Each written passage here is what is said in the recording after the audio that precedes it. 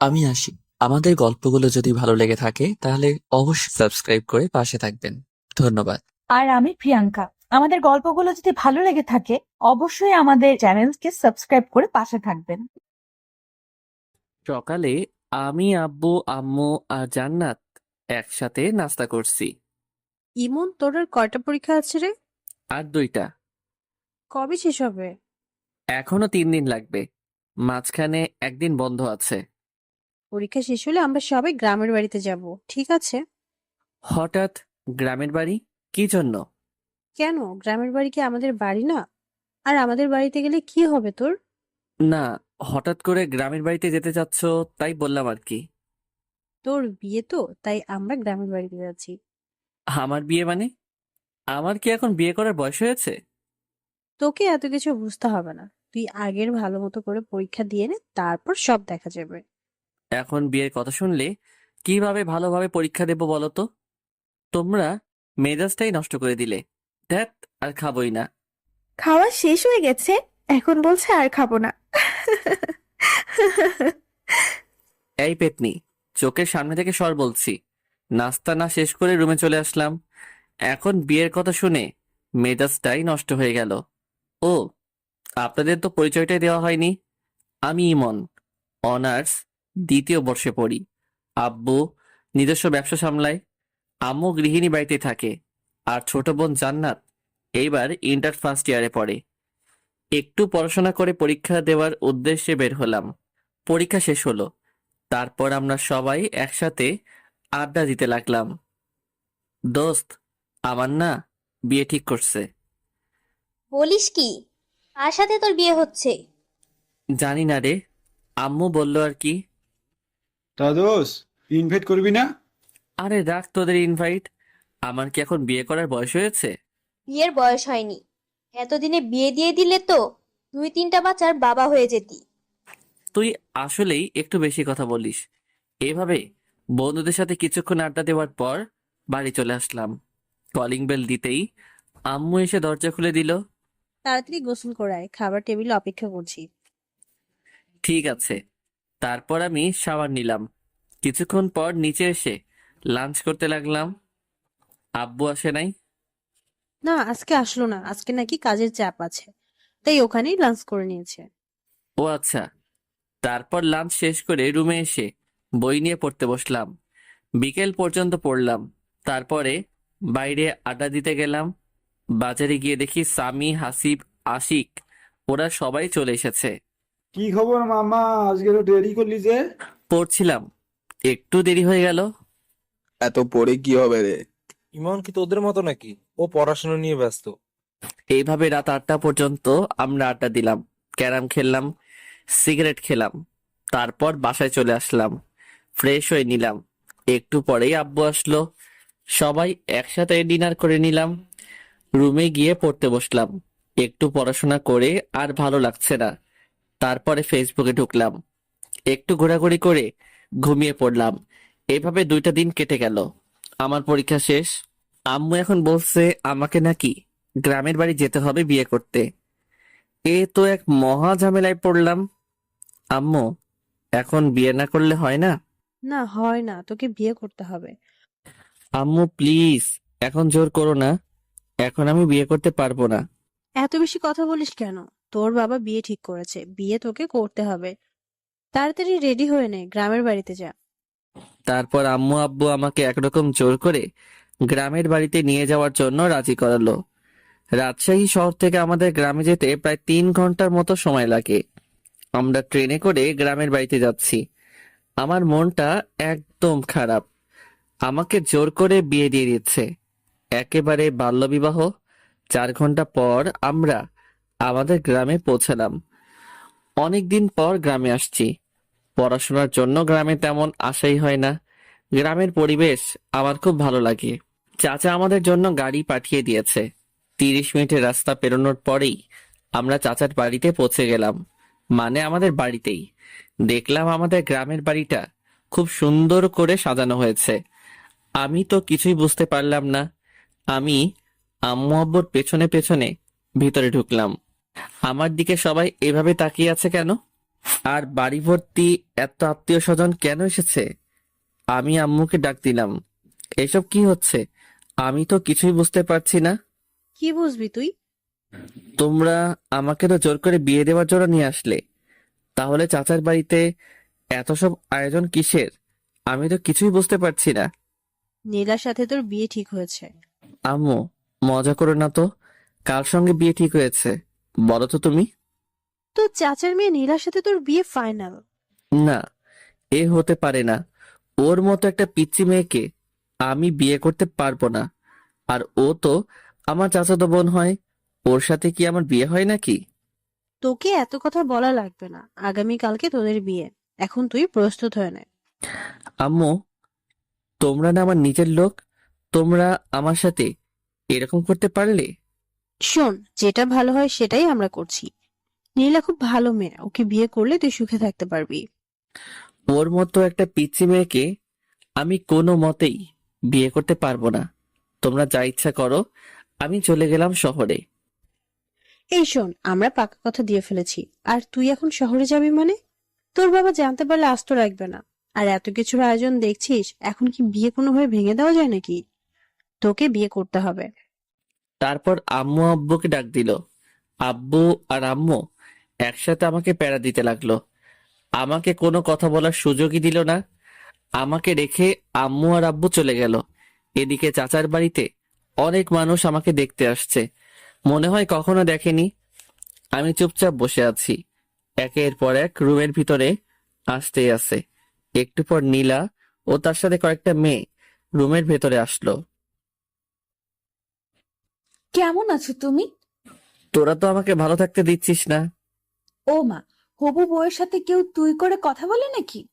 আরে রাখ তোর বউ, আমি তোকে কখনো বিয়ে করতে পারবো না। ছি ছি, কি সব বাজে কথা বলছো তুমি? শোনো, এরা হলো আমার বান্ধবী, তোমার সাথে পরিচয় করিয়ে দেওয়ার জন্য নিয়ে আসলাম। আমি কি বলবো ভেবে পাচ্ছি না। এরা তো সবাই একদল পিচ্চি। নীলা সবেমাত্র এসএসসি পরীক্ষা দিয়েছে। এসব পিচ্চিদের সাথে আমার একদমই কথা বলতে ইচ্ছে করছে না। আমি ফোনটা বের করে টিপতে লাগলাম। একটু পরে আবার নীলা আসলো। ওগো শুনছো, ওয়াশরুমটা ওইদিকে, যাও গিয়ে শাওয়ার নিয়ে আসো। নাকি আমার কোনো হেল্প লাগবে? নীলা শোন, আমি তোর ভাই না? ভাইয়ের সাথে কেউ এরকম বলে নাকি? হ্যাঁ, তোর আর আমার কখন এসব হয় নাকি? দেখো, তুমি যদি আর একবার ভাই বোনের কথা বলো, তাহলে কিন্তু আমি শাশুড়ি আম্মাকে বিচার দিব। চুপ তুই। তোর মতো একটা পিচ্চি মেয়েকে আমি কখনো বিয়ে করতে পারবো না। চোখের সামনে থেকে সর বলছি। নীলা মুখ গোমড়া করে চলে গেল। আমি কি করব ও মুখ গোমড়া করলে? ওর সাথে আমার কখনো এরকম হয় নাকি? একটু পর আম্মু আসলে রুমে। এই, তুই নীলাকে কি বলেছিস? কই কিছু বলি নাই তো। বলেছে আম্মু, আমার সাথে খুব খারাপ ব্যবহার করেছে, এমনকি আমাকে মেরেছে। আরে আজব তো, আমি তোকে কখন মারলাম? আম্মু আমাকে বকাবকি করতে শুরু করলো। থাক আম্মু, ওকে আর কিছু বলো না, এরপর থেকে কিছু বললে তারপর বলবে। আচ্ছা ঠিক আছে। নীলামা, তুই বলছিস তাই শুনলাম, না হলে ওকে আজ আমি মারতাম। আম্মু, তুমি ওর জন্য আমাকে মারবে? হ্যাঁ, মারবই তো। আম্মু, তুমি আমাকে বিশ্বাস পর্যন্ত করছো না। চুপ তুই। নীলা যা বলে তাই কর বলছি। আম্মু চলে গেল। নীলা শুধু চুপি চুপি হাসছে। এটা কি হলো? কিছুই হলো না, তুমি আমার কথা না শুনলে এরকমই হবে, ঠিক আছে? তুই আমার সাথে এরকম করবি? এইরকমই করব। এখন যাও বলছি, শাওয়ার নিয়ে আসো। যাব না। তোর বাপের কি? কি এত বড় কথা? আম্মু! আমি অমনি নীলার মুখটা চেপে ধরলাম। কি করছিস কি? আম্মুকে ডাকার কি দরকার? আমি আম্মুকে বলবো তুমি আমাকে আবার মারছো। তুই মিথ্যে কথা বলবি? কই মিথ্যা বলছি, আম্মুকে ডাকবো? না থাক। ওকে যাও, শাওয়ার নিয়ে আসো। তোর কথা মতো নাকি? আবার থামো, দেখাচ্ছি মজা। এই বলে নীলা আমাকে ঠেলতে ঠেলতে ওয়াশরুমের মধ্যে নিয়ে গেল। ওয়াশরুমের ভিতরে গিয়ে দরজা বন্ধ করে দিল। এই এই এই, এটা কি করছিস তুই? বেশি কথা বলো না, চুপচাপ শাওয়ারের নিচে গিয়ে দাঁড়াও। কি? আমি তোর সামনে গোসল করব? যা বলছি তুই এখান থেকে। এই যে মিস্টার, চোখ নামিয়ে কথা বলো, নয়তো আমি কিন্তু চিৎকার করব। চিৎকার করবি মানে? হুম, চিৎকার করব। আর সবাইকে বলবো তুমি আমাকে ওয়াশরুমে নিয়ে এসে দরজা বন্ধ করে দিয়েছো। এই না না, এমন করিস না, আমার লক্ষ্মী বোন। কি? তুমি আবার আমাকে বোন বলছো? দাঁড়াও দেখাচ্ছি। এই বলে নীলা আমার একেবারে কাছে এসে আমার গলা জড়িয়ে ধরলো, আমাকে একটা লিপ কিস দিয়ে পালিয়ে গেল। ওর মতো একটা মেয়ে আমাকে কিস করলো। ওকে তো কোনোভাবেই বিয়ে করা যাবে না, আমার জীবনটা একেবারে শেষ করে দেবে। তারপরে আমি শাওয়ার নিলাম। হায় রে, ওয়াশরুমে আমি তো কোনো কাপড় নিয়ে আসি নাই। এখন আমি কি করব? এই অবস্থায় আমি কিভাবে বাইরে যাব? ওয়াশরুমের দরজা খুলে একটু মুখ বাড়াতেই দেখলাম নীলা বিছানার উপর বসে আছে। ওই নীলা, আমি না ওয়াশরুমের ভেতরে কিছুই নিয়ে আসি নাই। ব্যাগ থেকে আমার কিছু কাপড় দে না প্লিজ। এইভাবে বললে হবে না, মিষ্টি করে বলো, তারপরে আমি দিয়ে যাচ্ছি। মিষ্টি করে কিভাবে বলবো? তুমি বলো, ওগো শুনছো, ব্যাগ থেকে আমার কিছু কাপড় দিয়ে যাও না। কি আর করব, নীলার কথা শোনা ছাড়া আমার তো আর কোনো উপায় নেই। ওগো বউ শুনছো, ব্যাগ থেকে আমার কিছু কাপড় দিয়ে যাও না। নীলা হাসতে হাসতে কাপড় নিয়ে আমার সামনে এসে দাঁড়ালো। আর কোনো হেল্প লাগবে নাকি? মানে? না, চেঞ্জ করার। আমি অমনি দরজা আটকে দিলাম। ওর মতো একটা পিচ্চি মেয়ের সাথে আমি কিভাবে সারা জীবন কাটাবো? তারপরে চেঞ্জ করে রুমের ভিতরে আসলাম। দেখলাম নীলা সোফায় বসে আছে। কি তোর সমস্যা কি? তুই সব সময় এখানে কি করছিস? তুমি আমার সাথে ভালোভাবে কথা বলবি কিন্তু, না হলে। না হলে? না হলে কি করবি তুই? তোর মতো একটা পিচ্চি মেয়ে আমাকে শুধু বিরক্ত করতে জানিস। ওকে, আর বিরক্ত করব না, এখন শুধু ভালোবাসবো। এই বলে নীলা আমার কাছে আসতে থাকলো। আমি আস্তে আস্তে পেছনে সরে যাচ্ছি। সরতে সরতে দেওয়ালের সাথে আটকে গেলাম। এই পিচ্চি, একদম কাছে আসবি তো বলছি। নীলা আস্তে আস্তে আমার একেবারে কাছে চলে আসলো। ভয় করছো কেন? কালই তো আমাদের বিয়ে, তারপর তো সব ঠিক হয়ে যাবে, তাই না? তুই সর বলছি। ওকে চলো, নিচে সবাই লাঞ্চ করার জন্য অপেক্ষা করছে। তুই যা, আমি তোর সাথে যাব না। বেশি কথা বলো না, একসাথে চলো বলছি, না হলে কিন্তু আবার কাছে আসবো। না না, কাছে আসিস না, চল তোর সাথে যাব। তারপর আমি নিচে গিয়ে লাঞ্চ করার জন্য একটা চেয়ারে গিয়ে বসলাম। সবাই আমাদের দিকে তাকিয়ে আছে। আমাদের বলতে আমার আর নীলার দিকে সবাই হাঁ করে তাকিয়ে আছে। নীলার আম্মু মানে চাচি বলল, নীলা তুই জামাইয়ের পাশে গিয়ে বস। আমি তো একদম অবাক, চাচি আমাকে আগেই জামাই বলছে। না কোনো পাগলের পাল্লায় পড়লাম রে, যে কিছুই বুঝতে পারছি না। এদিকে নীলা আমার পাশের চেয়ারে বসে আমাকে শুধু বিরক্ত করে যাচ্ছে, পা দিয়ে শুধু আমার পায়ে টোকা দিচ্ছে। আমি তাড়াতাড়ি লাঞ্চ শেষ করে রুমে এসে দরজা বন্ধ করে দিলাম, যাতে পিচ্চিটা আমাকে বিরক্ত করতে না পারে। আমি ফোনটা বের করে সামিকে একটা ফোন দিলাম। মামা, কি খবর? কি করছিস? আর বলিস না, এখানে আমার একদম ভালো লাগছে না। কবে যে বাসায় আসবো রে। কেন ভালো লাগছে না কেন? এখানে সব পিচিদের পাল্লায় পড়েছি, আমার একদমই ভালো লাগছে না। আচ্ছা মামা, তাহলে থাক। আমরা সবাই এখন ব্যস্ত আছি, পরে কথা হবে। কিসের ব্যস্ত? আরে তোদের বাড়িটা সুন্দর করে সাজিয়ে দিচ্ছি মামা। আসল ঘরটা এমন করে সাজিয়েছি না, খেলা হবে। রাখ তোর খেলা। তারপরে ফোনটা কেটে দিলাম। ফেসবুকে ঢুকে অযথাই ঘোরাঘুরি করলাম, কিছুই যে ভালো লাগছে না। এদিকে তো ফেসবুকে শুধু মেসেজ আসতে আছে, সবাই উইশ করছে, বিয়ের উইশ। আমি বুঝতে পারলাম না এত বন্ধু বান্ধব ফেসবুকে, এরা আমার বিয়ের কথা জানলো কিভাবে। তারপরে দেখলাম আশিক আমার বিয়ে নিয়ে ফেসবুকে একটা পোস্ট করেছে। মেজাজটাই তো গরম হয়ে গেল। তারপরে বিকেল হয়ে আসলো। এদিকে নীলা এসে বারবার আমাকে বিরক্ত করছে। একটু পরপরই আমার রুমে আসছে, এটা সেটা বলছে। ওর বান্ধবীরা আমাকে নিয়ে হাসাহাসি করছে। আমি বুঝতে পারলাম না ওদের মতো এক একটা পিচ্চিদের সাহস কিভাবে হয় আমাকে নিয়ে হাসাহাসি করার। আমি কিছুই বললাম না, কারণ এখানে অনেক আত্মীয় স্বজন আছে। ওরা যদি জানতে পারে তাহলে কি বলবে। তারপরে রাত হয়ে আসলো, বিয়েটা তাহলে হয়ে যাচ্ছে, আমি কিছু করতে পারছি না। কি আজব, চাচাতো বোনের সাথে বিয়ে, ভাবতেই কেমন লজ্জা লাগছে। তাও একটা পিচ্চি মেয়ে, যে কিনা এবার এসএসসি দিল মাত্র। বাইরে সবাই অনেক আনন্দ করছে, গান বাজছে খুব জোরে।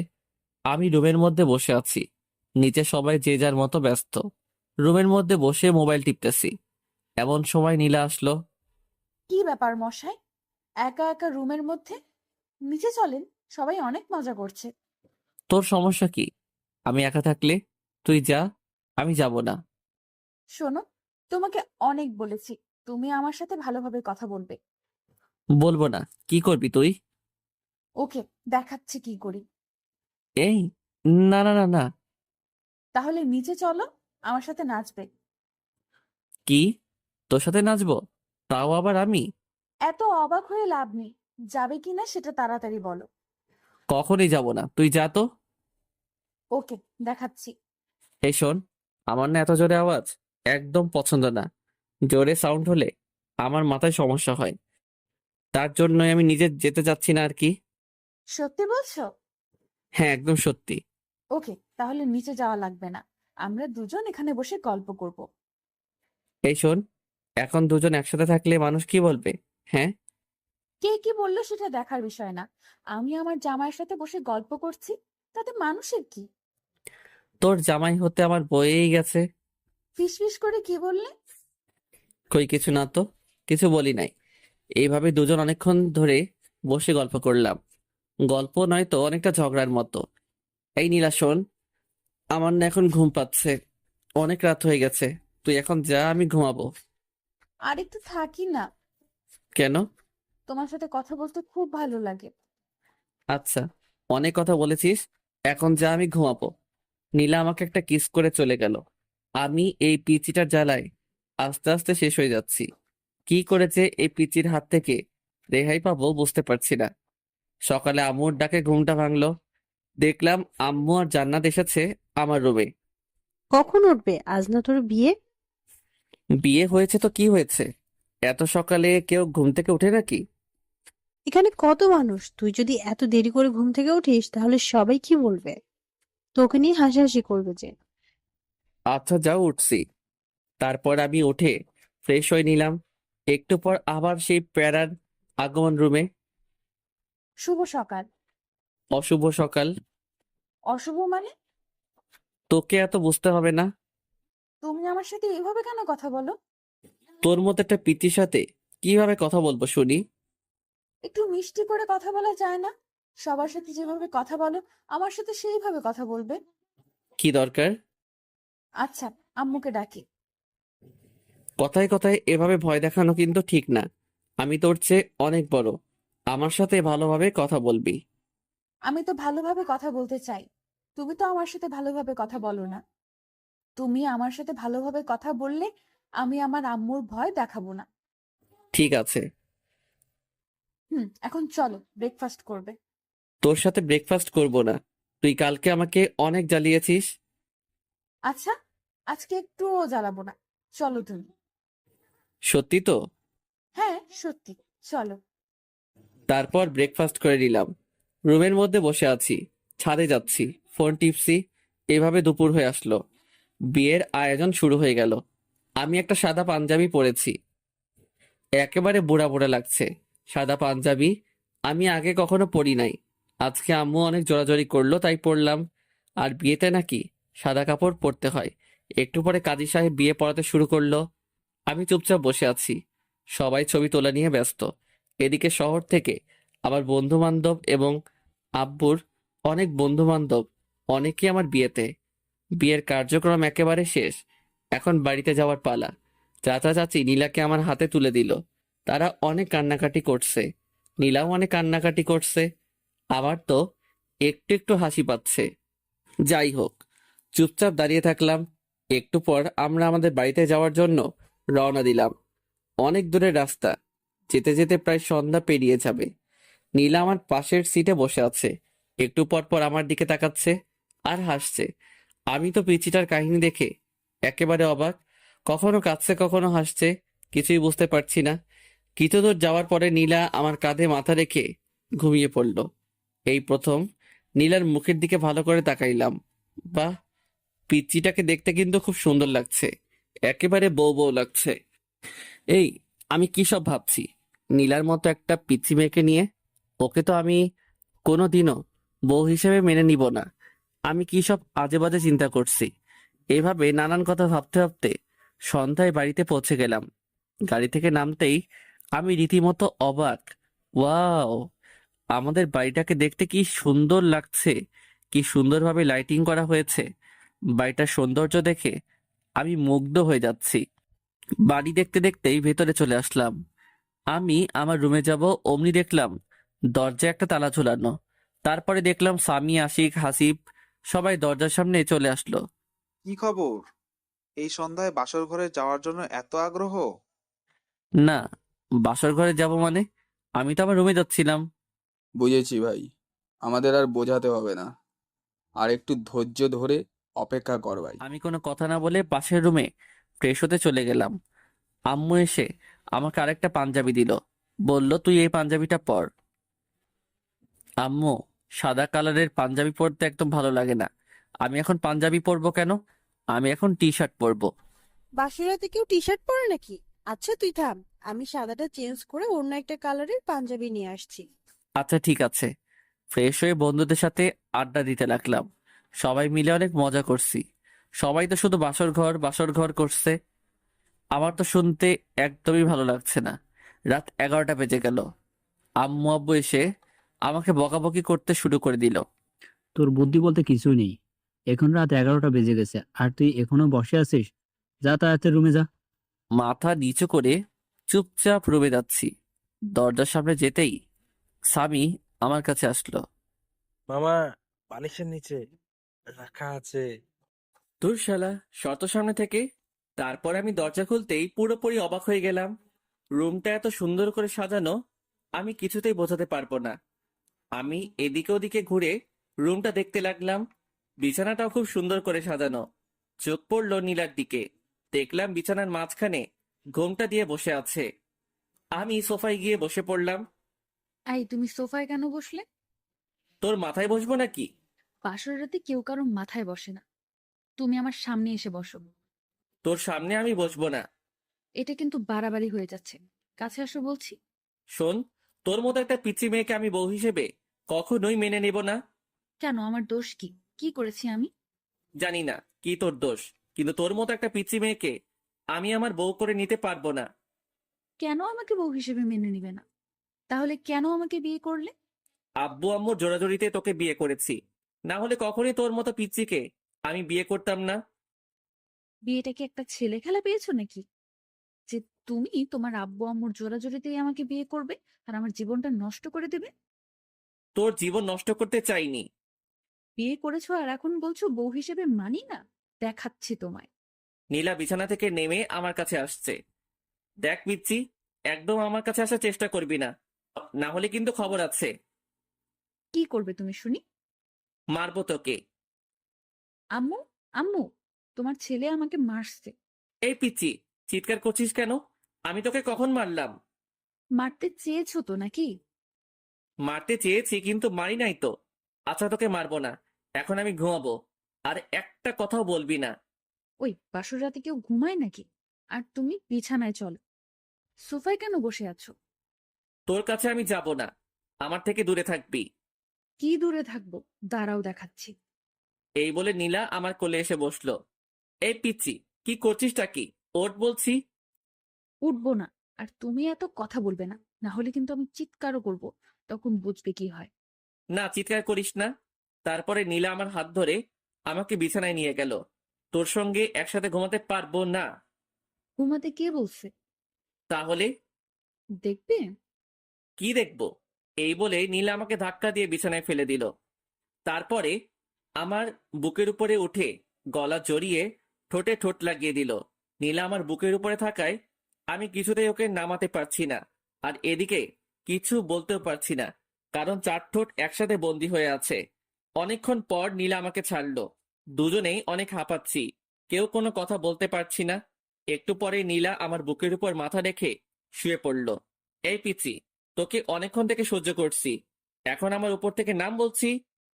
শোনো, তুমি বেশি কথা বলবে না বলছি, না হলে কিন্তু আমি আম্মুর কাছে বিচার দিব। আর তারপরে কি হবে তুমি ভালোভাবেই বুঝতে পারছো। আমি আর কোনো কথা বললাম না, কারণ কথা বলার কোনো রাস্তা নেই। সব রাস্তা এই পিচ্চি শয়তানি আটকে দিয়েছে। আমি শুধু ভাবছি এই পিচ্চির হাত থেকে কিভাবে রেহাই পাবো। আল্লাহ, তুমি আমাকে এর হাত থেকে বাঁচাও। আমি আর পারছি না। এইটুকু একটা মেয়েকে কিভাবে নিজের বউ করে নেব বুঝতে পারছি না। তাও আমার চাচাতো বোন, মেনে নেওয়া একেবারে অসম্ভব। এই নীলা, এবার আমার উপর থেকে নাম, নেমে ঘুমা। অনেক রাত হয়েছে। বাসর রাতে কেউ ঘুমায় না। ওকে, আমার উপর থেকে নাম। আমার অনেক ভারী লাগছে তো। তারপরে নীলা আমার উপর থেকে নামলো, কিন্তু ছাড়লো না। মানে পাশ কাটিয়ে আমাকে জড়িয়ে ধরে আছে। দেখ নীলা, অনেক জার্নি করেছি, আমার ভীষণ টায়ার্ড লাগছে। আমাকে ঘুমাতে হবে, না হলে অসুস্থ হয়ে পড়বো। আরো অনেক কিছু বাকি আছে। আর তুমি এখনই ঘুমাবে? মানে? মানে বোঝো না? তুমি তো অনেক বড়, আমাকে পিচ্চি বল, আর তুমি বোঝো না? আমি এইটুকু মেয়ের কথা শুনে একেবারে অবাক হয়ে যাচ্ছি। নীলা দেখ, জোর করে ভালোবাসা পাওয়া যায় না। আমি জোর করে আমার স্বামীর ভালোবাসা আদায় করে নিব।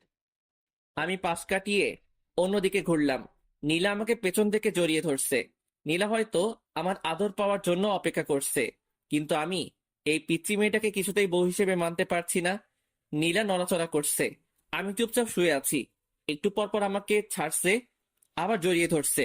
অনেকক্ষণ পর লক্ষ্য করলাম নীলা আর নড়ছে না, হয়তো ঘুমিয়ে পড়েছে। আমিও এটা সেটা ভাবতে ভাবতে ঘুমিয়ে পড়লাম। সকালে ঘুম থেকে উঠে আমি নীলাকে দেখে চমকে উঠলাম। কি যে বলবো বুঝতে পারছি না। নীলার শাড়ি একেবারে এলোমেলো হয়ে আছে। আমি তো প্রথমবার দেখে ভীষণ লজ্জা পেয়েছি।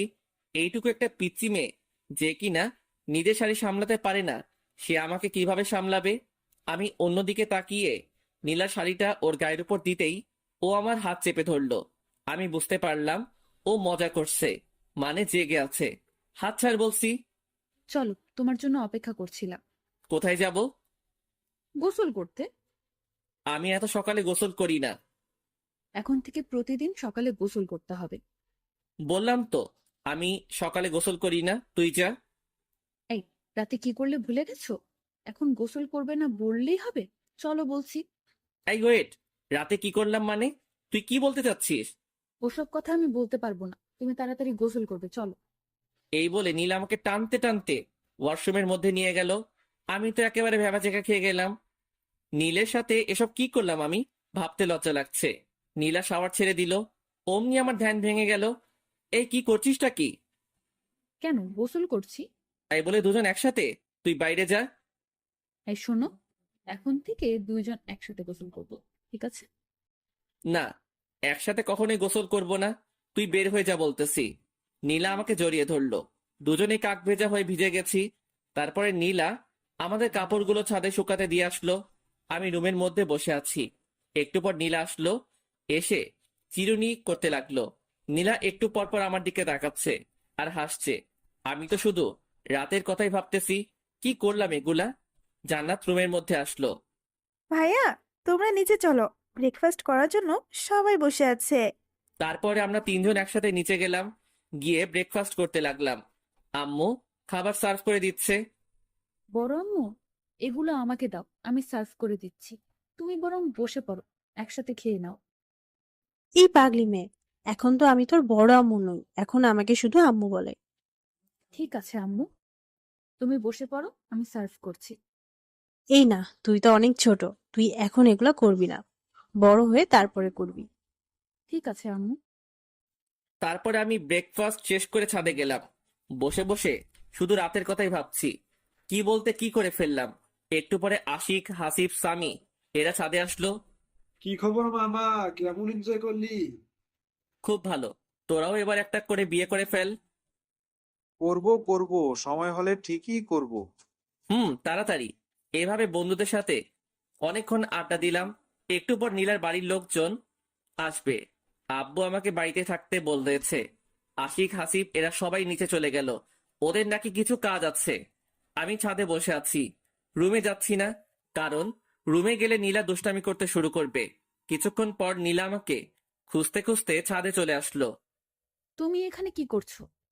আর আমি তোমাকে সারা বাড়ি খুঁজে পাচ্ছি না। আমাকে কেন খুঁজছিস? না, এমনি।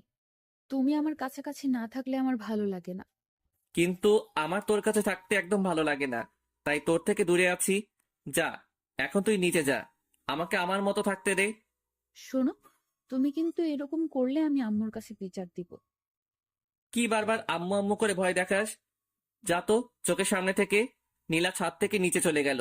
একটু পর আম্মুকে ডেকে নিয়ে আসলো ছাদে। এই তুই বৌমার সাথে ভালোভাবে কেন কথা বলিস? কই, ভালোভাবেই তো কথা বলি।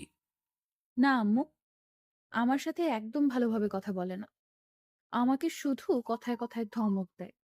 এরপর থেকে যদি বৌমার সাথে এরকম ব্যবহার করিস তাহলে কিন্তু খবর আছে।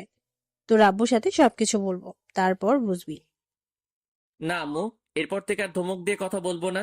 এবার থেকে ভালোভাবে কথা বলবো, ঠিক আছে? আচ্ছা ঠিক আছে, এরপর থেকে আর যেন এরকম কিছু না শুনি। আচ্ছা ঠিক আছে আম্মু। তারপরে আম্মু চলে গেল। নীলা মুচকি হাসছে। এই পিচ্ছি, আমাকে বারবার বকা খাওয়াতে তোর বুঝি ভালো লাগে? না, একদমই ভালো লাগে না। আমার প্রাণের স্বামী ছোট বাচ্চাদের মতো তার আম্মু আব্বুর কাছে বকা খায়, এগুলো আমার একদমই ভালো লাগে না। তাহলে কেন বারবার আম্মুর কাছে বিচার দিস? কারণ তুমি আমার সাথে ভালোভাবে কথা বলো না, আমার কথা একটাও শোনো না। আচ্ছা, এবার থেকে শুনবো। আর শোন, রাতের ওই বিষয়টার জন্য সরি। আসলে আমি ঘুমের মধ্যে কি করেছি বুঝতে পারি নাই। প্লিজ তুই কিছু মনে করিস না। কি হলো, হাসছিস কেন? তুমি তো রাতে কিছুই করোনি, আমি এমনিতেই মজা করে ওগুলো বলেছিলাম। কি শয়তাননি, তুই আমার সাথে একদম এগুলো করবি না। আচ্ছা, এবার থেকে আর ওরকম করব না। চলো এবার নিচে চলো।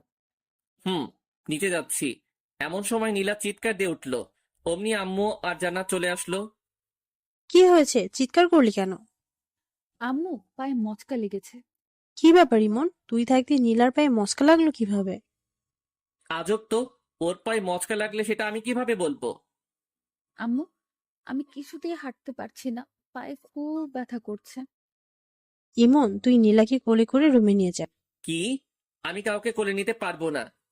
যেটা বলছি সেটা কর। কি আর করব? নীলাকে কোলে করে রুমে নিয়ে গেলাম। আম্মু ফ্রিজ থেকে বরফ দিয়ে গেল আর বলল নীলার পায়ে বরফ দিয়ে দিতে। আমি আম্মুর কথা মতো নীলার পায়ে বরফ দিয়ে দিলাম। নীলা শুধু আমার দিকে তাকিয়ে মুচকি হাসছে। হাসছিস কেন? আমি কোনো ব্যথা পাইনি, শুধু তোমার কোলে ওঠার জন্য এগুলো করলাম। কি? থাম, তোকে দেখাচ্ছি। এই বলে আমি নীলাকে বালিশ দিয়ে মারতে শুরু করলাম। নীলা দৌড়ে দৌড়ে পালাচ্ছে। আমিও ওর পিছু পিছু দৌড়াচ্ছি। তারপরে এই বলে আমি নীলাকে বালিশ দিয়ে মারতে শুরু করলাম। নীলা দৌড়ে দৌড়ে পালাচ্ছে। আমিও ওর পিছু পিছু দৌড়াচ্ছি। তারপরে নীলা হোঁচট খেয়ে মেঝেতে পড়ে গেল। ও মা গো, মরে গেলাম। তুই আবার আমাকে বোকা বানাচ্ছিস? থাম, তোকে দেখাচ্ছি। এই বলে আমি নীলাকে বালিশ দিয়ে মারতে শুরু করলাম। নীলা পায়ে হাত দিয়ে বসে আছে। শোনো, আমি সত্যিই বলছি, এবার আমার পায়ে খুব লেগেছে, খুব ব্যথা পাচ্ছি। কই দেখি তোর পা। দেখলাম নীলার পা অনেকটা ফুলে আছে। আমি বুঝতে পারলাম এবার ওর পায়ে সত্যি সত্যি লেগেছে। আমি নীলাকে উঠিয়ে বিছানায় শুইয়ে দিলাম। তারপর নীলার পায়ে বরফ লাগিয়ে দিলাম। একটু পর নীলার বাড়ির লোকজন আসলো। আমি আর নীলা সবার সাথে কথা বললাম। আম্মু বলল আমাকে নাকি আজকে নীলার বাড়িতে যেতে হবে, এটা নাকি নিয়ম। আমি অনেক অজুহাত দেখিয়ে না যাওয়ার চেষ্টা করলাম, কিন্তু আমাকে জোর করে পাঠিয়ে দিল। বিকেলের দিকে আমি নীলা আর জান্নাত রওনা দিলাম শ্বশুর বাড়িতে। পৌঁছাতে পৌঁছাতে রাত্রি হয়ে গেল। ওখানে পৌঁছে ফ্রেশ হয়ে ডিনার করে নিলাম। নীলার বাড়িতে এখনো অনেক আত্মীয় স্বজনরা আছে। এখানে এসে জামাই আদর ভালোই পেলাম। রাতে রুমে বসে আছি, এমন সময় নীলা আসলো। এই চলো না, দুজন ছাদে ঘুরে আসি। ভালো লাগছে না, তুই যা। তুমি সবসময় এরকম করো কেন? কি রকম করি? এই যে, আমার একটা কথাও শোনো না। এই রাত্রিবেলা কেউ ছাদে যায় নাকি? আচ্ছা, ছাদে যাওয়া লাগবে না, আমার কাছে আসো। তোর কাছে যাবো মানে? আমার কাছে আসো, আমি তোমাকে আদর করব। এই আমি কি ছোট নাকি যে আমাকে আদর করা লাগবে? আর তোর আদর নেওয়ার ইচ্ছা আমার নেই। ইচ্ছা না থাকলেও নিতে হবে, তুমি আমার স্বামী, আমি সবকিছু করতে পারি। এই বলে নীলা আমার দিকে এগিয়ে আসতে লাগলো। আমি বসা থেকে উঠে দাঁড়ালাম আর আস্তে আস্তে পিছনে সরতে লাগলাম। নীলা আমার কাছে এসে আমাকে জড়িয়ে ধরলো। আমি নীলাকে ছাড়াতে পারছি না। ওর শরীরে হাত দিয়ে আমি ওকে ছাড়াবো কিভাবে? ওকে ছাড়তে বলবো এমন সময় নীলা আমার মুখ বন্ধ করে দিল। এখন শুধু শব্দ করতে পারছি, এর বেশি কিছু বলতে পারছি না। একটু পর নীলা ওর ঠোঁট সরিয়ে নিল আর আমার বুকে মাথা লুকালো। আমাকে খুব শক্ত করে জড়িয়ে ধরলো। তুই আমার ইচ্ছার বিরুদ্ধে এগুলো করতে পারিস না। আমি তোকে বউ হিসেবে মানি না। আস্তে আস্তে সব মেনে নেবে। এখন শুধু আমাকে সহ্য করো। আর বেশি কিছু করতেই পারবে না। আর এর বেশি কিছুই করতে পারবে না। জোর করে ভালোবাসা পাওয়া যায় না। আমি জোর করেই ভালোবাসা আদায় করে নেব। আমার ঘুম পাচ্ছে, আমাকে ছাড়। তুই আজ কোনো ঘুম হবে না। আজ সারা রাত শুধু রোম্যান্স হবে। তুই পিচ্চি মেয়ে, তুই রোমান্সের কি বুঝিস? অনেক কিছুই বুঝি। আমি নীলার কাছ থেকে ছুটে বিছানায় এসে শুয়ে পড়লাম। নীলা এসে আবারও পাশে শুয়ে পড়লো। আমি নীলার বিপরীত দিকে তাকাইলাম। নীলা আমাকে পেছন থেকে জড়িয়ে ধরলো। আমি বারবার ছাড়তে বললাম, কিন্তু ও ছাড়লো না। আসলে নীলা আমার কোনো কথাই শোনে না। ওর যেটা মন চায় সেটাই করে। নীলা জোর করে আমার মাথা ওর দিকে ঘুরিয়ে নিল। এই, কি চাস তুই বলতো? আমার দিকে তাকিয়ে দেখো, আমার কি লাগবে। সেটা তুই কখনোই পাবি না। বৃথা চেষ্টা করিস না, আমাকে ছেড়ে দে। নীলা এবার চোখ বড় বড় করে তাকালো। আমার তো কেমন ভয় লাগছে ওকে দেখে। নীলা এবার আমার চুল ধরে আমার মাথা ওর বুকের মধ্যে জড়িয়ে ধরলো। আমি ছটফট করতে লাগলাম। এইটুকু একটা পিচ্চি মেয়ের কারবার দেখে আমি জোরে নড়াচড়া করতে পারছি না। নীলা খুব শক্ত করে আমার চুল ধরে আছে। একটু নড়তেই আমার চুলে লাগছে। এভাবে নীলার অত্যাচার সহ্য করতে হলো প্রায় 2 ঘন্টার মতো। নীলা ঘুমিয়ে পড়েছে, কিন্তু আমাকে ছাড়ছে না। আমি কোনোভাবেই ওর কাছ থেকে নিজেকে ছাড়াতে পারলাম না। ভাবছি কি করা যায়। মাথায় একটা বুদ্ধি এলো। এখান থেকে বাড়িতে গিয়ে আমি ঢাকায় চলে যাব। ঢাকায় গিয়ে একটা জব করব, আর নীলাকে বাসায় রেখে যাব, যাতে ওর অত্যাচার আমাকে না সহ্য করতে হয়। বাহ, দারুণ বুদ্ধি পেলাম। একটু পরে আমি ঘুমিয়ে পড়লাম। সকালে ঘুম থেকে উঠে আমি আজকেও অবাক। নীলা শাড়ির মধ্যে আমাকে পিছিয়ে নিয়েছে।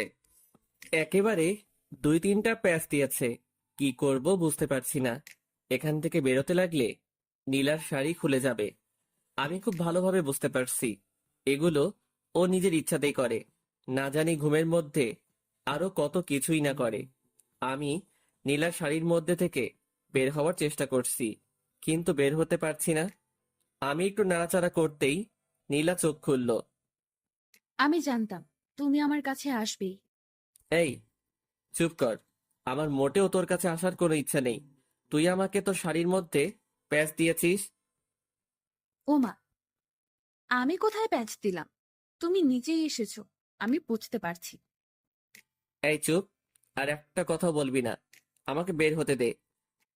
তারপরে নীলা ওর শাড়ি খুলে ফেললো।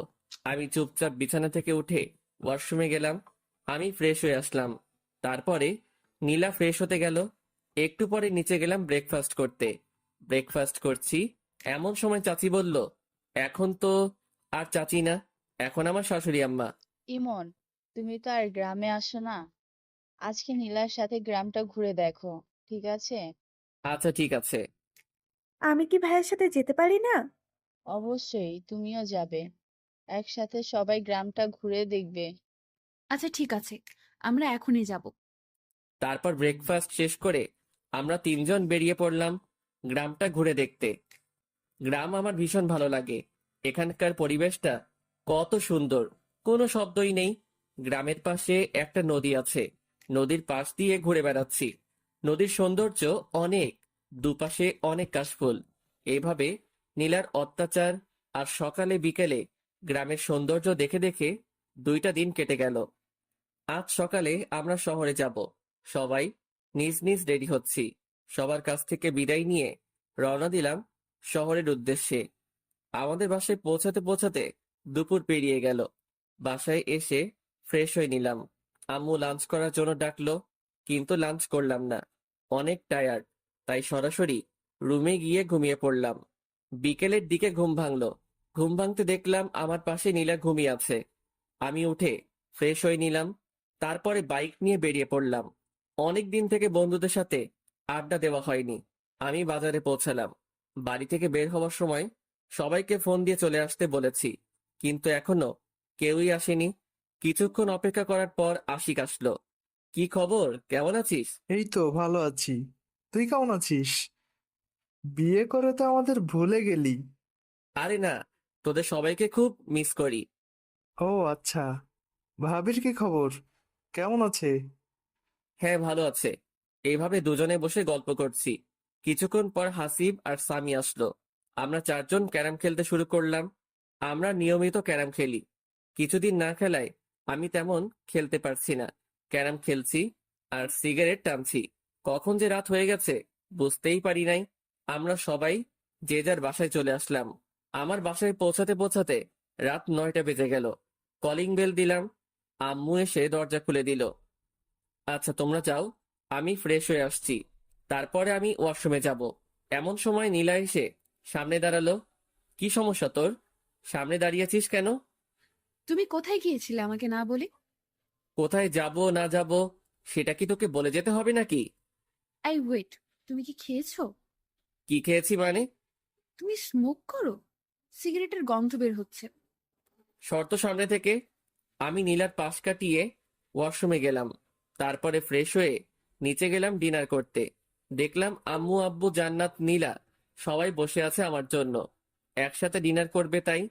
আমি গিয়ে বসে পড়লাম। আম্মু খাবার সার্ভ করতে শুরু করলো। আম্মু, তুমিও বসে পড়ো, আমাদের সাথেই খাবে। আচ্ছা ঠিক আছে, বসছি, তোরা খেতে শুরু কর। আব্বু আমার কিছু কথা ছিল। হ্যাঁ বলো। আব্বু আমি এখন জব করব, অনেক তো বসে থাকলাম, এখন একটা কোনো কাজ করি। তাছাড়াও এখন তো বিয়ে করেছি, একটা জব করা দরকার। না, তোকে কোনো জব করতে হবে না। ধ্যাত ভালো লাগে না। আমার একটা কথাও তোমরা শোনো না। আমি ডিনার না শেষ করে রুমে চলে আসলাম। নীলার কাছ থেকে বাঁচার একটা বুদ্ধি পেলাম, এটাও আব্বু বন্ধ করে দিল। এখন কি করব? কিভাবে এই পিচ্চি শয়তানির হাত থেকে বাঁচবো? একটু পরেই নীলা আসলো। নীলা এসে দরজা লক করে দিল। এই, তোমার সমস্যা কি? কোনো সমস্যা নেই। বলো বলছি।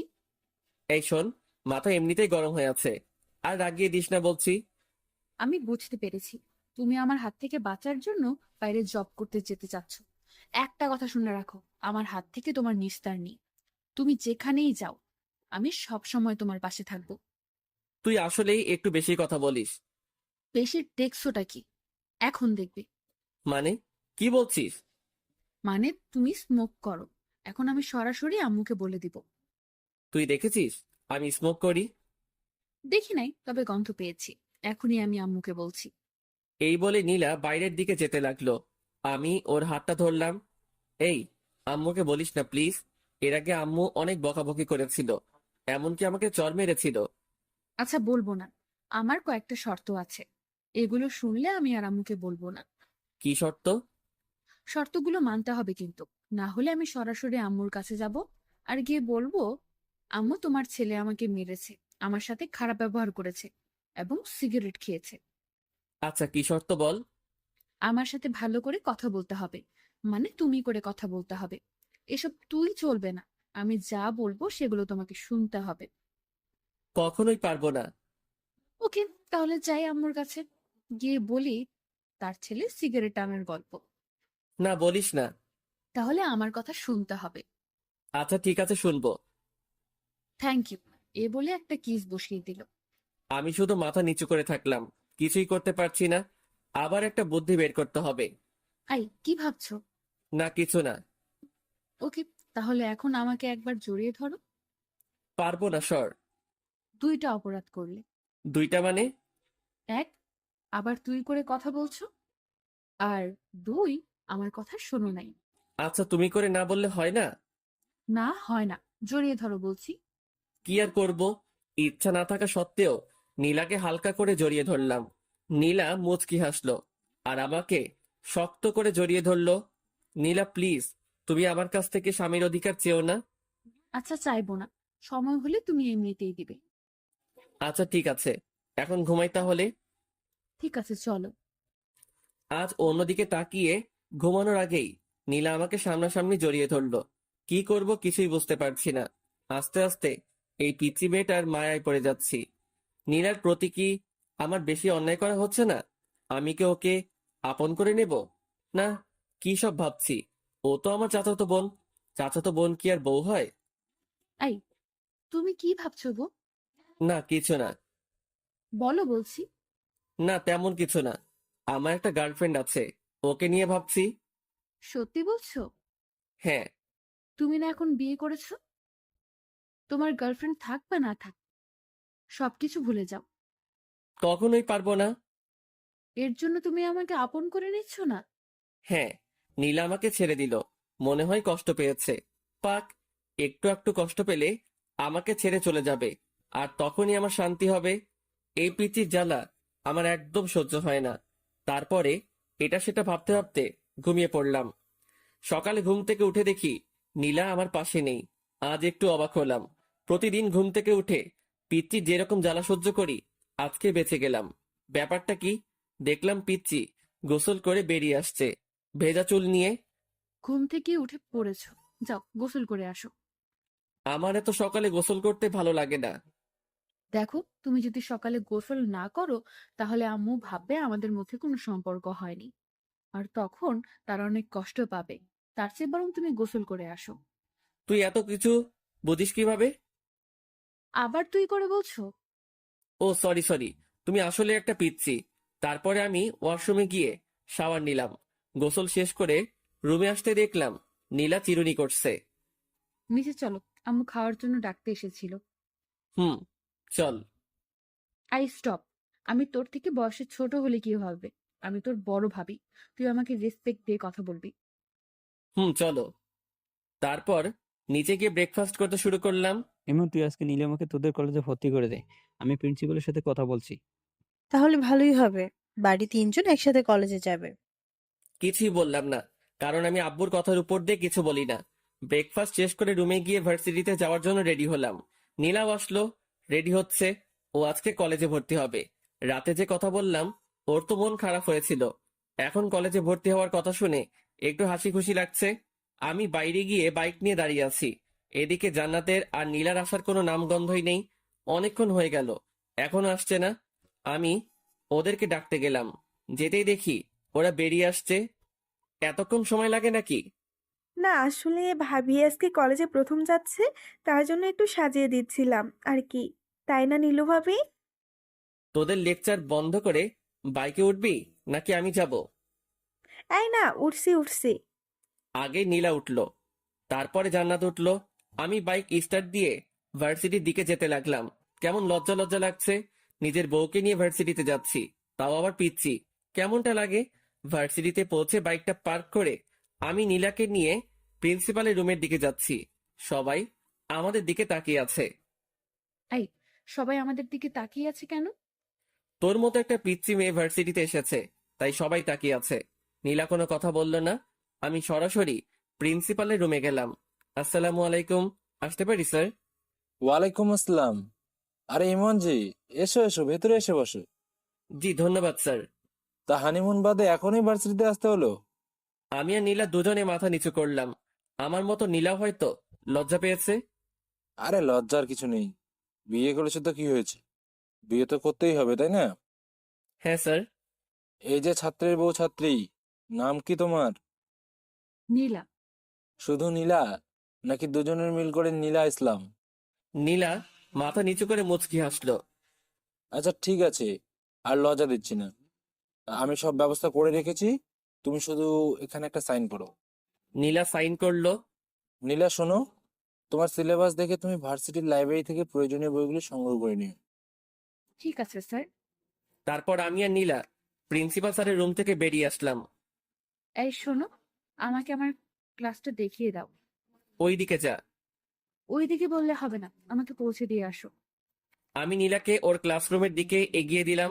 ভার্সিটির সব ছেলে মেয়ে আমাদের দুজনের দিকে তাকিয়ে আছে। তাকাবেই না কেন? আজ পর্যন্ত আমার পাশে আমার 2-3টা বান্ধবী ছাড়া অন্য কাউকে দেখিনি। আজ হঠাৎ করে আমার পাশে নীলাকে দেখে হয়তো সবাই তাকিয়ে আছে। আমি নীলাকে ওর ক্লাসরুমটা দেখিয়ে দিলাম। তারপরে আমি সরাসরি আমাদের আড্ডা দেওয়ার জায়গায় চলে গেলাম। আমাকে দেখে সবাই চমকে উঠলো। মামা, তুই ভার্সিটিতে? আজব ব্যাপার তো। আমারও তো একই কথা। হঠাৎ ভার্সিটিতে আসলি মানে? কেন, আমার কি ভার্সিটিতে আসা বারণ আছে নাকি? না, বারণ নেই। তুই মাত্র 5 দিন হলো বিয়ে করলি, আর আজকে ভার্সিটিতে চলে আসলি। ভাবির সাথে রোমান্স করবি, সেটা না করে হঠাৎ ভার্সিটিতে। তাই আমরা সবাই একটু অবাক হলাম আর কি। তোরা জানিস না, তোদের ছাড়া আমার একদমই ভালো লাগে না, তাই তো ভার্সিটিতে চলে আসলাম। হয়েছে হয়েছে, এখন বিয়ে করেছিস, আর কদিন পর তো আমাদের চিনতেই পারবি না। হুম, এখনই চিনতে পারছি না, তা ভাবি কোথায়? পড়াশোনা করতে হবে না? হ্যাঁ, পড়াশোনা তো করাতেই হবে। আজকে তো ইন্টার ফার্স্ট ইয়ারে ভর্তি করে দিলাম। কোন কলেজে মামা? এই ইমনের বউ, ওর যে কলেজে ইচ্ছা ভর্তি করে দেবে। তোর এত জানার দরকার কি? না, ভাবিকে দেখে শুনে রাখার দায়িত্ব তো আমাদের সবারই, তাই না? কে এত দায়িত্ব বহন করা লাগবে না। এখন নিজের জন্য কাউকে খোঁজে নে।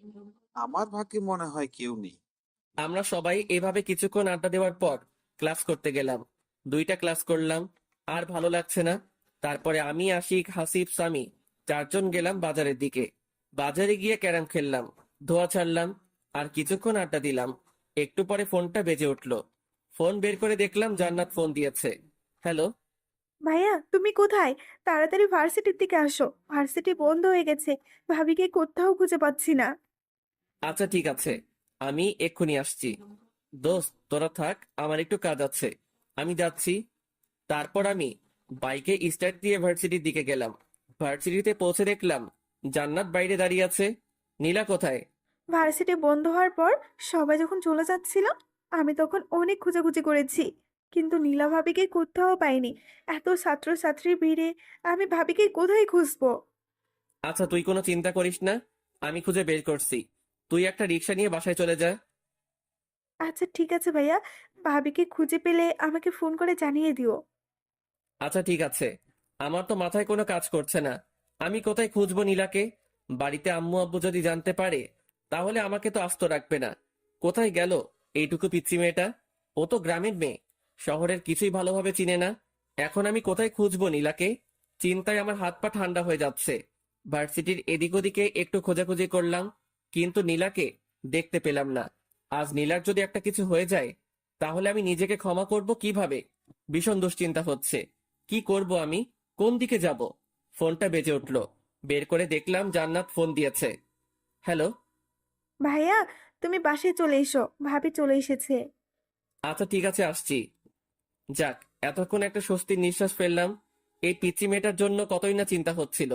আজকের মতো বেঁচে গেছি, এরপর থেকে আর এমন ভুল করা যাবে না। আমি বাইকটা স্টার্ট করে রওনা দিলাম বাসার উদ্দেশ্যে। বাসায় পৌঁছাতে পৌঁছাতে 2টা বেজে গেল।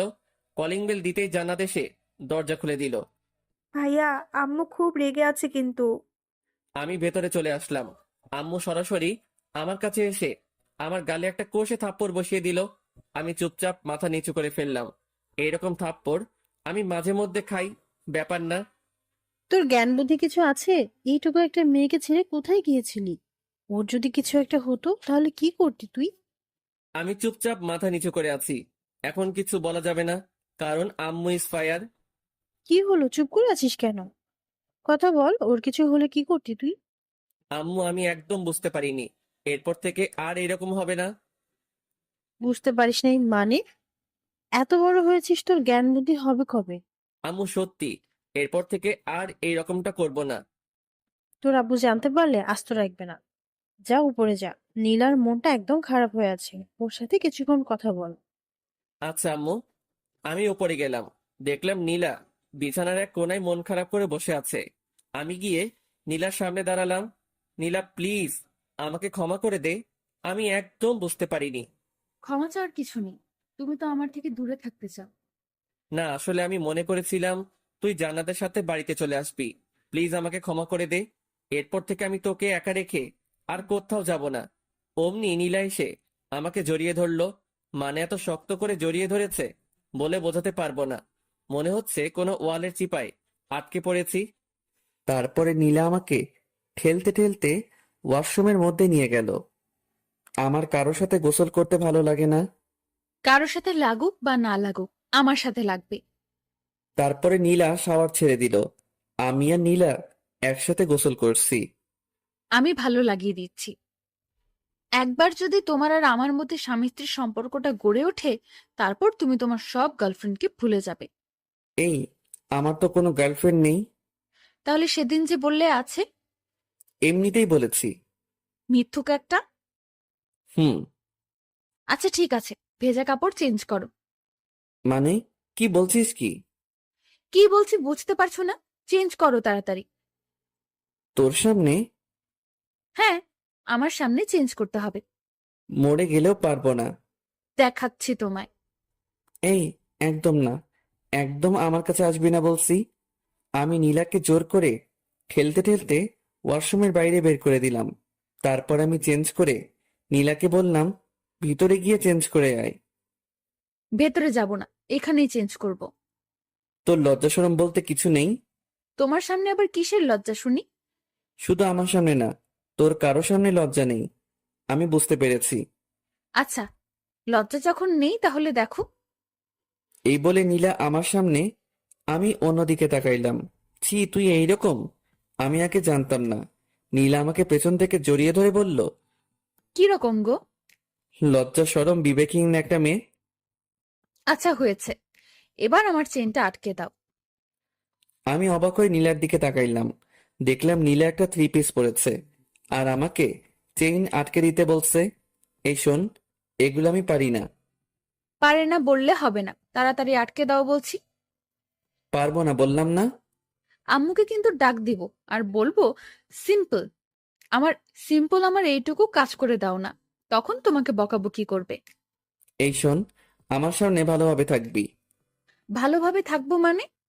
মানে? তোর ওড়না কোথায়? এই যে বিছানায়।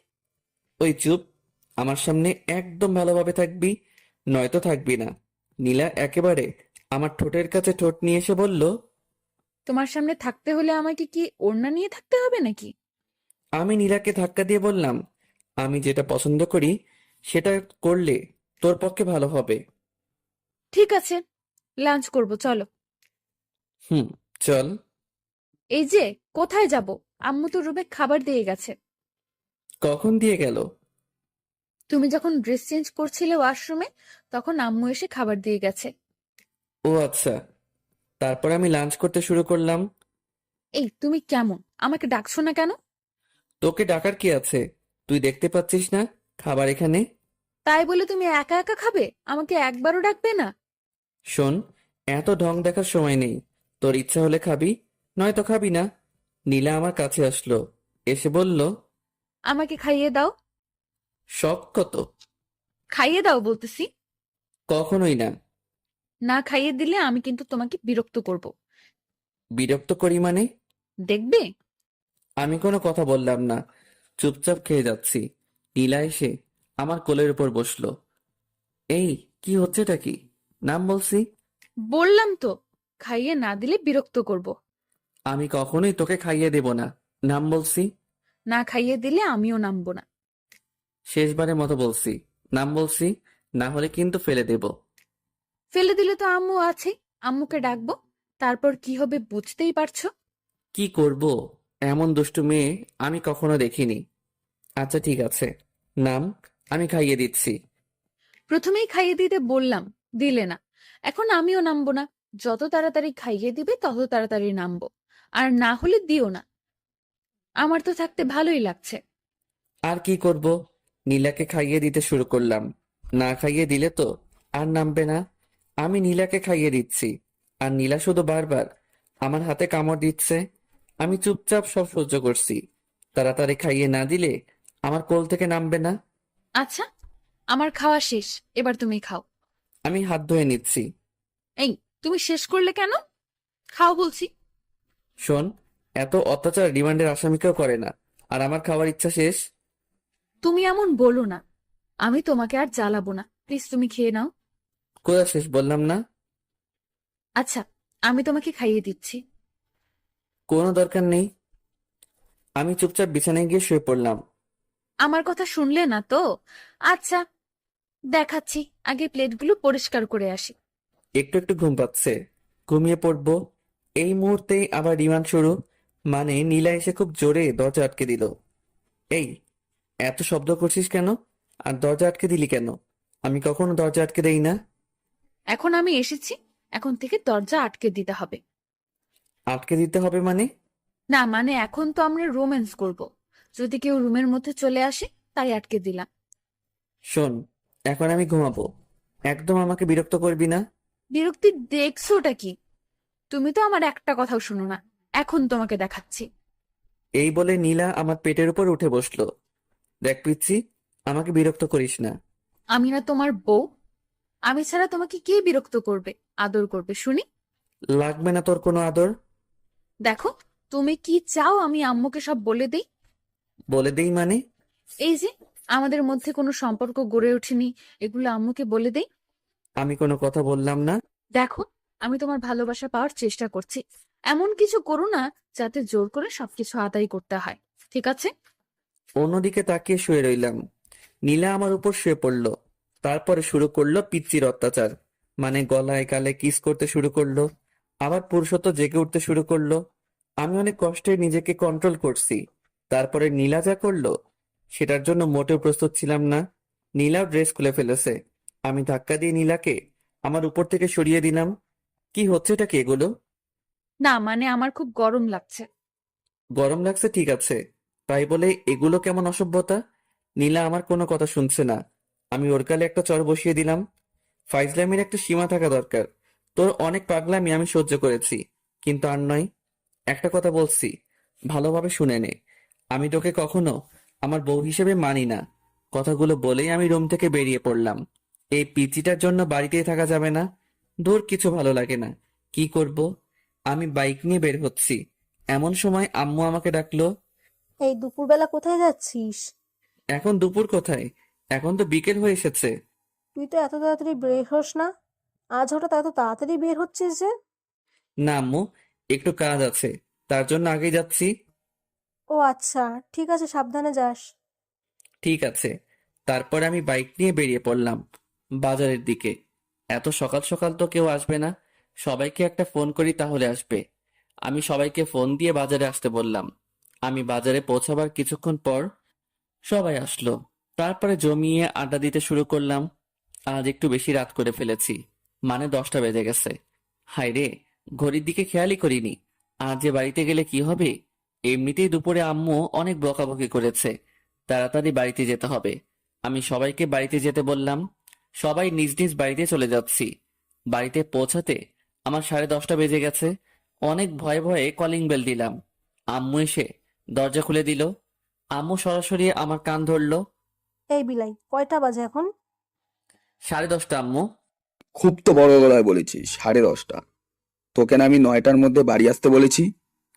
আসলে আব্বু, আজকে একটু আশিকের বাসায় ছিলাম, তাই আসতে আসতে একটু দেরি হয়ে গেছে। আচ্ছা হয়েছে, যা ফ্রেশ হয়ে আয়, ডিনার করবি। ঠিক আছে আব্বু, আজকের মতো মিথ্যা বলে বেঁচে গেলাম। তারপরে আমি ফ্রেশ হয়ে ডিনার করতে আসলাম। এ কি, তুই একা আসলি যে? নীলাকে ডেকে আনলি না? আমি মনে করেছি ও নিচে আছে। আচ্ছা ডেকে আনছি। নীলাকে ডাকতে গেলাম। রুমের মধ্যে তো নীলাকে খুঁজে পাচ্ছি না। কোথায় গেল মেয়েটা? ওয়াশরুমে খুঁজলাম, নেই। তারপরে বেলকনিতে গেলাম, দেখলাম নীলা দাঁড়িয়ে আছে। নিচে চলো, আম্মু ডাকছে। আমার ক্ষুধা লাগেনি, আমি খাবো না। খাওয়ার জন্য নয়, তোকে ডাকছে। এই বলে আমি চলে আসলাম। নীলাও আমার পিছু পিছু আসলো। আম্মু, তুমি আমাকে ডেকেছো? অনেক রাত হয়েছে, আয় খেয়ে নে। আম্মু, আমার একদম ক্ষুধা লাগেনি। ক্ষুধা লাগেনি মানে? কি হয়েছে মা, বলতো? কই আম্মু, কিছু হয়নি তো। তোর মন খারাপ লাগছে? কি হয়েছে মা, আমাকে বল। না আম্মু, আমার কিছুই হয়নি, এমনিতেই ভালো লাগছে না।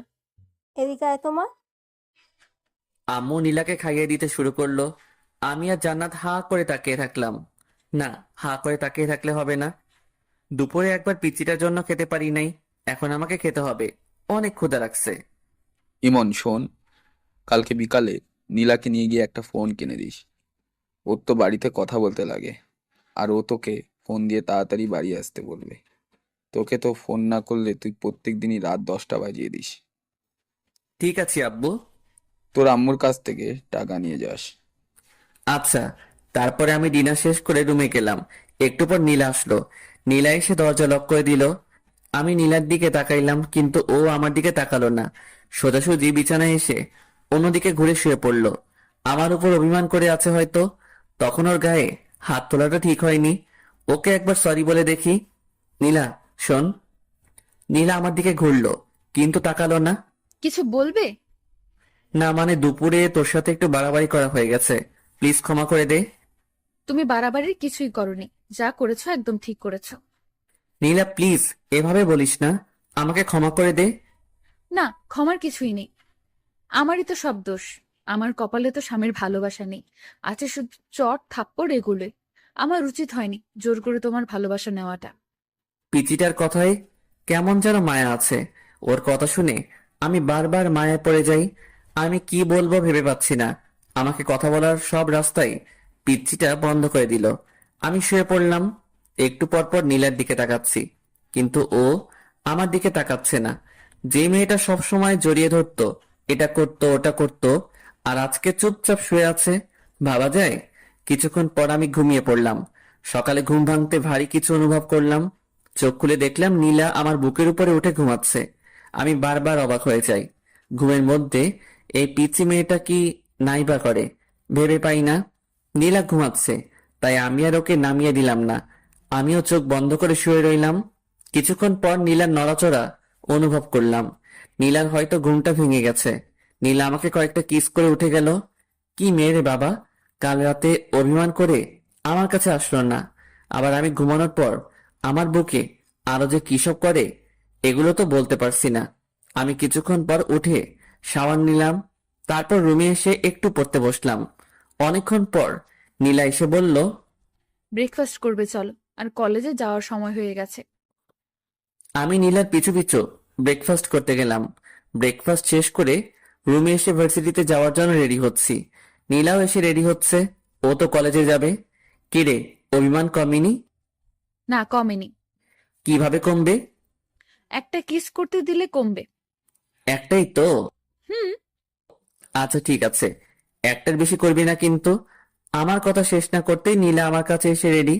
আই, তুমি একটু বিছানায় বসো, না হলে কিস করে শান্তি পাবো না। আমি বিছানায় বসলাম। একটার বেশি করবি না কিন্তু। নীলা আমার দিকে এগোতে থাকলো। আমি চোখ নিচু করলাম। মুহূর্তের মধ্যে নীলার ঠোঁট আমার ঠোঁটের সাথে মিশিয়ে দিল। আমি প্রথমে একটু ছাড়ানোর চেষ্টা করলাম, তারপরে নীলা আমার গলা জড়িয়ে ধরলো। কয়েকবার নিঃশ্বাস নিয়ে পুরো 5 থেকে 6 মিনিট আমার ঠোঁট দুটো নীলার আয়ত্তে ছিল। এটা কি করলি? কেন, একটা কিস করতে বললে তাই একটাই করলাম। তাই বলে এতক্ষণ? সর, এমনিতেই ব্রাশ করস নাই, তার উপর আবার কিস। তাড়াতাড়ি রেডি হবি, নয়তো তোকে রেখে ভার্সিটিতে চলে যাব। এই না না, আর একটু ওয়েট করো প্লিজ। এত সময় লাগে নাকি? এত কোথায়, এক্ষুনি তো রেডি হতে শুরু করলাম। তুমি তো একটু হেল্প করলেও পারো। পারি না, আমি নিচে আছি, তুই তাড়াতাড়ি আসবি কিন্তু। নিচে গিয়ে অপেক্ষা করছি। এদিকে জান্নাতেরও আসার কোনো নামগন্ধ নেই। এদের দুজনের জন্য আমার মেজাজটাই নষ্ট হয়ে যায়। এতক্ষণ লাগে নাকি রেডি হতে? কিছুক্ষণ পর নীলা আর জান্নাত আসলো। এ কি, তুই এখনো রেডি হস নাই কেন? আমি আজকে যাব না ভাইয়া। কেন, সমস্যা কি? না, সমস্যা নেই। আজকে আমার কোনো বান্ধবী আসবে না, ফোন করেছিল, তাই আমিও যাব না। আচ্ছা ঠিক আছে। আমি বাইক বের করে স্টার্ট দিলাম। নীলাকে বসতে বললাম। নীলা উঠে বসলো। বসার সাথে সাথে আমাকে জড়িয়ে ধরলো। এই কি হচ্ছে এইসব? পরে যাবো যে, তাই ধরলাম। পরে যাবি ঠিক আছে, তাই বলে এভাবে ধরতে হবে নাকি? আমি তো পিচ্ছি একটা মেয়ে, এভাবে না ধরলে পড়ে যাব। তুমি চুপচাপ বাইক চালাও তো। তারপরে আমরা দুজন ভার্সিটিতে যেতে লাগলাম। রাস্তার সব মানুষজন আমাদের দিকে তাকাচ্ছে। আমি বাইক থামিয়ে হেলমেট পরলাম, তারপরে আবার যেতে শুরু করলাম। এই, হঠাৎ হেলমেট পরলে যে? তুই যেভাবে জড়িয়ে ধরেছিস, মান সম্মান তো আর রাখবি না, তাই হেলমেট পরলাম, যাতে কেউ চিনতে না পারে। আমি আমার স্বামীকে জড়িয়ে ধরেছি, তাতে মানুষের কি? আমি কোনো কথা বললাম না, সোজাসুজি ভার্সিটির দিকে যেতে থাকলাম। আর এদিকে নীলা একটার পর একটা বকবক করেই যাচ্ছে। কিছুক্ষণ পর আমরা ভার্সিটিতে পৌঁছালাম। বাইক পার্ক করতে সবাই আমার দিকে অবাক দৃষ্টিতে তাকিয়ে আছে। পাশে সামি, আশিক, হাসিব, নাদিয়া, মিম, এরা সবাই ছিল। আমাদের দুজনকে দেখে ওরা একেবারে আমাদের কাছে চলে আসলো। মামা, একেবারে হিরো হিরোইনরা যেভাবে আসে ঠিক সেইভাবেই যে আসছিস ভার্সিটিতে। তাই নাকি? হিরো হিরোইন বানিয়ে দিলি? কেমন আছেন ভাবি? আলহামদুলিল্লাহ, ভালো। আপনি? আমাদের আর ভালো থাকা। কেন ভাইয়া, কি হয়েছে? তুমি অত বুঝবে না, বড় হও। ও আচ্ছা। তুই এখন ক্লাসে যা। মা, তুই তো তোর বউয়ের সাথে তুই করে কথা বলিস, এটা কেমন অভ্যাস? তোকে এত বুঝতে হবে না, ও একটা পিচ্চি। ওকে আমি যা বলবো ওকে তাই শুনতে হবে। এদিকে নীলা আমাকে আম্মুর ভয় দেখায়, আমাকেই ওর সব কথা শুনতে হয়। তাই বলে তুই তোর বউয়ের সাথে এইভাবে কথা বলতে পারিস না? চুপ থাক তুই। এই চল, প্রথম ক্লাস মিস করা যাবে না। প্রথমবার ক্লাস করছি, চল সবাই। আচ্ছা ঠিক আছে চল। তারপর আমরা সবাই ক্লাস করতে গেলাম। নীলাও গেল ক্লাস করতে। আমরা দুইটা ক্লাস করে বাইরে এসে আড্ডা দিচ্ছি, আর নীলা ওদিকে ক্লাস করেই যাচ্ছে। চল বাজারের দিকে যাই, সিগারেট না খেয়ে মাথাটা কেমন চক্কর দিচ্ছে। তোরা না কোনো দিনও ভালো হবি না, বুঝলি? এই আমি ভালো হয়ে গেছি। তুই ভালো হবি এটাও আমাকে বিশ্বাস করতে হবে। হুম। বিশ্বাস অবিশ্বাস তোর কাছে। আমি তো বাজারে যাব না, আর সিগারেটও খাবো না। হতেই পারে বিয়ের পরে তুই সিগারেট খাওয়া ছেড়েই দিতে পারিস। বউয়ের শাসন বলে কথা না রে। বউয়ের শাসন মানে? ওর মতো একটা পিচ্চি মেয়ে আমাকে শাসন করবে? তুই এটা কিভাবে বলতে পারলি? না, হঠাৎ সিগারেট খাওয়া ছেড়ে দিলি তো, তাই আর বললাম। ওই তুই না কাল রাতে আমাদের সাথে সিগারেট খাইলি? শালা দিলি তো সব শেষ করে। আমি এদেরকে কোনো রকম বিশ্বাস করাচ্ছি যে আমি আর খাই না, আর তুই জল ঢেলে দিলি। আমি জানতাম ইমন কোনোদিনও সিগারেট খাওয়া ছাড়বে না, তাই কোনোদিনও ভালোও হবি না তুই, কুত্তা একটা। কি? আমাকে কুত্তা বললি? থাম, তোকে দেখাচ্ছি। এই বলে আমি নাদিয়াকে মারতে শুরু করলাম। ওর নরম গালে আস্তে আস্তে চড় বসাতে ভালোই লাগে। দিলি তো মেকআপটা নষ্ট করে। যা সর এখান থেকে। আচ্ছা, তোর 2-3 ইঞ্চি মেকআপ আমি ঠিক করে দিচ্ছি। ওয়েট। আমি হাত দিয়ে ঘষে নাদিয়ার মুখ একেবারে এলোমেলো করে দিলাম। একটু সাইডে লক্ষ্য করলাম, দেখলাম নীলা চোখ বড় বড় করে দাঁড়িয়ে আছে। কি রে, তোর ক্লাস শেষ? বাড়িতে চলো। আচ্ছা ঠিক আছে চল। তারপরে আমরা সবাই নিজ নিজ বাড়িতে যেতে লাগলাম। নীলা দেখছি এবার আমাকে একটুও টাচ করছে না। আবার কি হলো? আসার সময় যেমন দুষ্টামি করছিল, ওর যে একটু পর পর কি হয় কিছুই বুঝতে পারি না। যাই হোক, বাড়ির দিকে যাই। কিছুক্ষণ পর আমরা বাড়িতে পৌঁছলাম। কলিং বেল দিতেই আম্মু দরজা খুলে দিল। আম্মু, তোমার ছেলে আজকে ভার্সিটিতে খুব বাজে কাজ করেছে। কি করেছে রে? তোমার ছেলেকে জিজ্ঞেস করো। এই কি করেছিস তুই? কই কি করলাম? আমি তো কিছুই করি নাই। মিথ্যা বলছে আম্মু। আচ্ছা কি করেছে তুই বল তোমার। তোমার ছেলে ভার্সিটির মেয়েদের মেকআপ ঠিক করে দেয় গালে হাত দিয়ে। নীলা এসব কি বলছে? আম্মু, ওইটা আমার বান্ধবী ছিল, আমরা ইয়ার্কি করছিলাম। গায়ে হাত দিয়ে কিসেরই আর কি? ফ্রেন্ডদের মধ্যে তো একটু একটু এমন হয়। ঠিক আছে, কিন্তু গায়ে হাত দেওয়া যাবে না। এরপর থেকে যেন এরকম কথা না শুনি। ঠিক আছে আম্মু। তারপরে আমি রুমে গেলাম। আমার পিছু পিছু নীলাও রুমে আসলো। এই পিচ্ছি, তুই আম্মুকে বললি কেন? বলবোই তো, 100 বার বলবো। আমাকে বকা খাওয়াতে তোর ভালো লাগে? না লাগে না, কিন্তু তুমি অন্য মেয়েদের গালে কেন হাত দিবে? ওটা তো আমার ফ্রেন্ড ছিল, ওর সাথে আমি মজা করছিলাম। তুমি মজা করো আর যাই করো, আমার ছাড়া অন্য কোনো মেয়ের গালে বা অন্য কোথাও স্পর্শ করতে পারবে না। কেন? তোর সমস্যা কোথায়? নীলা আমাকে জড়িয়ে ধরলো আর বলল, তুমি শুধু আমার, আমি ছাড়া কেউ তোমার ধারে কাছেও আসতে পারবেন না। ছাড় তো, এখন গোসল করব। ছাড়বো কেন? চলো আমিও গোসল করব। না, আগে আমি তারপরে তুই। বললাম না দুজন একসাথে। আমার কথা না শুনলে কি হবে সে তো দেখতেই পেলে একটু আগে। কবে মুক্তি পাবো তোর এই ঝামেলা থেকে? যেদিন আমাকে তোমার আপন করে নেবে সেদিনই তুমি মুক্তি পাবে। কোনো দিনও না। তাহলে কোনোদিনও মুক্তি পাবে না। আমি কোনো কথা না বলে ওয়াশরুমে গেলাম শাওয়ার নিতে। নীলাও আমার পিছু পিছু আসলো। আমি শাওয়ারটা ছেড়ে দিলাম। নীলা এসে আমাকে পেছন দিক থেকে জড়িয়ে ধরলো। গোসল করার সময় এগুলো কি ধরনের ফাজলামি? এগুলো ফাজলামি নয়, এগুলো ভালোবাসা। গোসল করার সময় কেউ ভালোবাসা প্রকাশ করে না। সবার সাথে আমার কোনো মিল নেই। আমার যখন যেটা ভালো লাগে আমি তখন সেটাই করি। তাহলে আমার সাথে কেন এগুলো করিস? তুই জানিস না কোনটা আমার ভালো লাগে আর কোনটা ভালো লাগে না? একবার আমাকে আপন করে নাও, তারপর থেকে তোমার সব কিছু ভালো লাগবে। ছাড়বি তুই আমাকে? একবার শক্ত করে জড়িয়ে ধরো, তাহলে ছাড়বো না। পারবো না, তাড়াতাড়ি ছাড় বলছি। আচ্ছা, এখন জোর করলাম না, কিন্তু লাঞ্চ করার পর আমাকে জড়িয়ে ধরবে, না হলে খবর আছে তোমার। তারপরে আমরা দুজন গোসল শেষ করলাম। এই, আমাকে একটু চিরুনি করে দাও না। মানে, আমি চিরুনি করতে পারি নাকি? পারবে, এদিকে এসো, একটু সাহায্য করো না। আমি কোনোদিনও কাউকে চিরুনি করে দেইনি। আজকে আমাকে দেবে, এসো প্লিজ প্লিজ প্লিজ। কি করব? এই প্রথম নীলার মাথায় চিরুনি করে দিলাম। নীলা তো মহা খুশি। তারপরে আমরা দুজন লাঞ্চ করতে গেলাম। আমি, নীলা, আম্মু, জান্নাত একসাথে লাঞ্চ করলাম। আব্বু কাজের ব্যস্ততায় আসতে পারে নাই। আম্মু আমাকে তোমার মতো রান্না শেখাবে। আচ্ছা শেখাবো, তুই আগে বড় হয়ে নে। আর কত বড় হব, তুমি আমাকে শিখিয়ে দেবে। আচ্ছা, তোকে সময় করে রান্না করা শেখাবো। আচ্ছা ঠিক আছে। ইমন, তোর আব্বু নীলাকে একটা ফোন কিনে দিতে বলেছে। আচ্ছা ঠিক আছে, একটা ফোন এনে দেব। ওকে নিয়ে যাবি, একটু তোর সাথে ঘুরবে। কিন্তু আম্মু।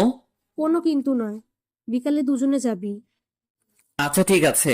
তারপর আমি সবার আগে লাঞ্চটা শেষ করে রুমে গেলাম। কি করব আমি? নীলা খুব বাড়াবাড়ি করছে, ওকে নিয়ে আর পারছি না। আচ্ছা, ওকে কি কোনোভাবে ওর বাড়িতে পাঠিয়ে দেওয়া যায় না? দেখি কোনোভাবে সম্ভব হয় কিনা। অমনি নীলা রুমে আসলো, এসে দরজা আটকে দিল। আমি কোনো কথা বললাম না। ওর সাথে আমি কিছুতেই পেরে উঠছি না। কিভাবে পারবো? ও শুধু আম্মু আব্বুর ভয় দেখায়, আর আমি তো আম্মু আব্বুর বিরুদ্ধে যেতে পারবো না। কি ভাবছো গো? ভাবছি কিভাবে তোকে এই বাড়ি থেকে তাড়ানো যায়। বৃথা চেষ্টা করে কোনো লাভ নেই। নীলা আস্তে আস্তে আমার কাছে আসছে। আমি কিছু বলবো, অমনি নীলা আমার মুখটা চেপে ধরলো। একটা কথাও বলবে না, আমি যা করব সবকিছুই চুপচাপ সহ্য করবে। তাই বলে আমি চুপ করে আছি, আর এদিকে নীলা আমার উপর অত্যাচার চালাচ্ছে। কখনো লিপ কিস দিচ্ছে, কখনো গালে। একটা সময়ও থেমে থাকছে না। মেনে নিতেও পারছি না, ছেড়ে দিতেও পারছি না। কি করব? ঝুলন্ত অবস্থায় আছি। এভাবে বিকেল পর্যন্ত সহ্য করতে হলো নীলার পাগলামি। এইটুকু একটা পিচ্চি মেয়ে এত কিছু বোঝে কিভাবে, আমি ভেবে পাই না। পিচ্চি কিন্তু যেগুলো করে মনে হয় কত কত বছরের অভিজ্ঞতা। আমি বিছানা থেকে উঠে ফ্রেশ হতে গেলাম। ঠোঁট আর গাল নীলা একেবারে শেষ করে দিয়েছে। এখন আবার যেতে হবে নীলাকে নিয়ে শপিং এ, ফোন কিনতে। এ তো আর একটা ঝামেলা। এইটুকু একটা পিচ্চি মেয়ের সাথে বেড়াতে আমার একদম ভালো লাগে না। আমি রুমে এসে ফোন টিপতে লাগলাম। আচ্ছা আমি কি পরবো? শাড়ি পরলে কি ভালো লাগবে? তাড়াতাড়ি রেডি হবি, বেশিক্ষণ অপেক্ষা করতে পারবো না। তুমি সব সময় একটু বেশি কথা বলো। শোনো, আমি নীল শাড়ি পরবো আর তুমি একটা নীল পাঞ্জাবি পরবে, ঠিক আছে?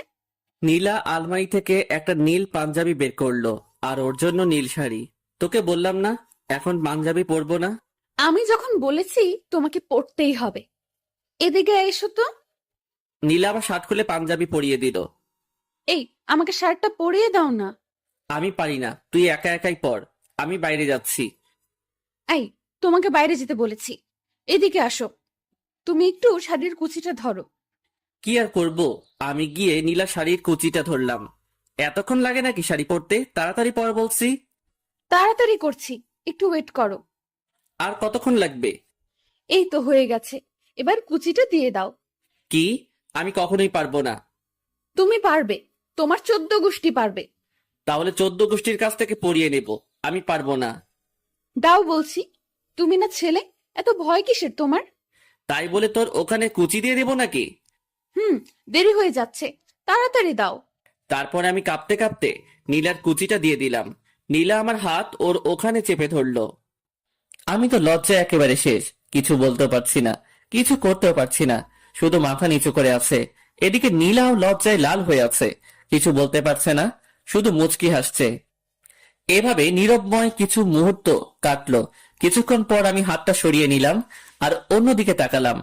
নীলা সাজুগুজু করতে ব্যস্ত হয়ে গেল। একটু পরে নীলা বলল, আমি রেডি, এখন চলো। আমি নীলার দিকে তাকাতেই একেবারে অবাক হয়ে গেলাম। এইটুকু পিচ্চি মেয়েটাকে দেখতে অনেক সুন্দর লাগছে। আমি তো আগে কখনো ওর দিকে তেমন তাকাইনি, আজ প্রথম তাকাচ্ছি।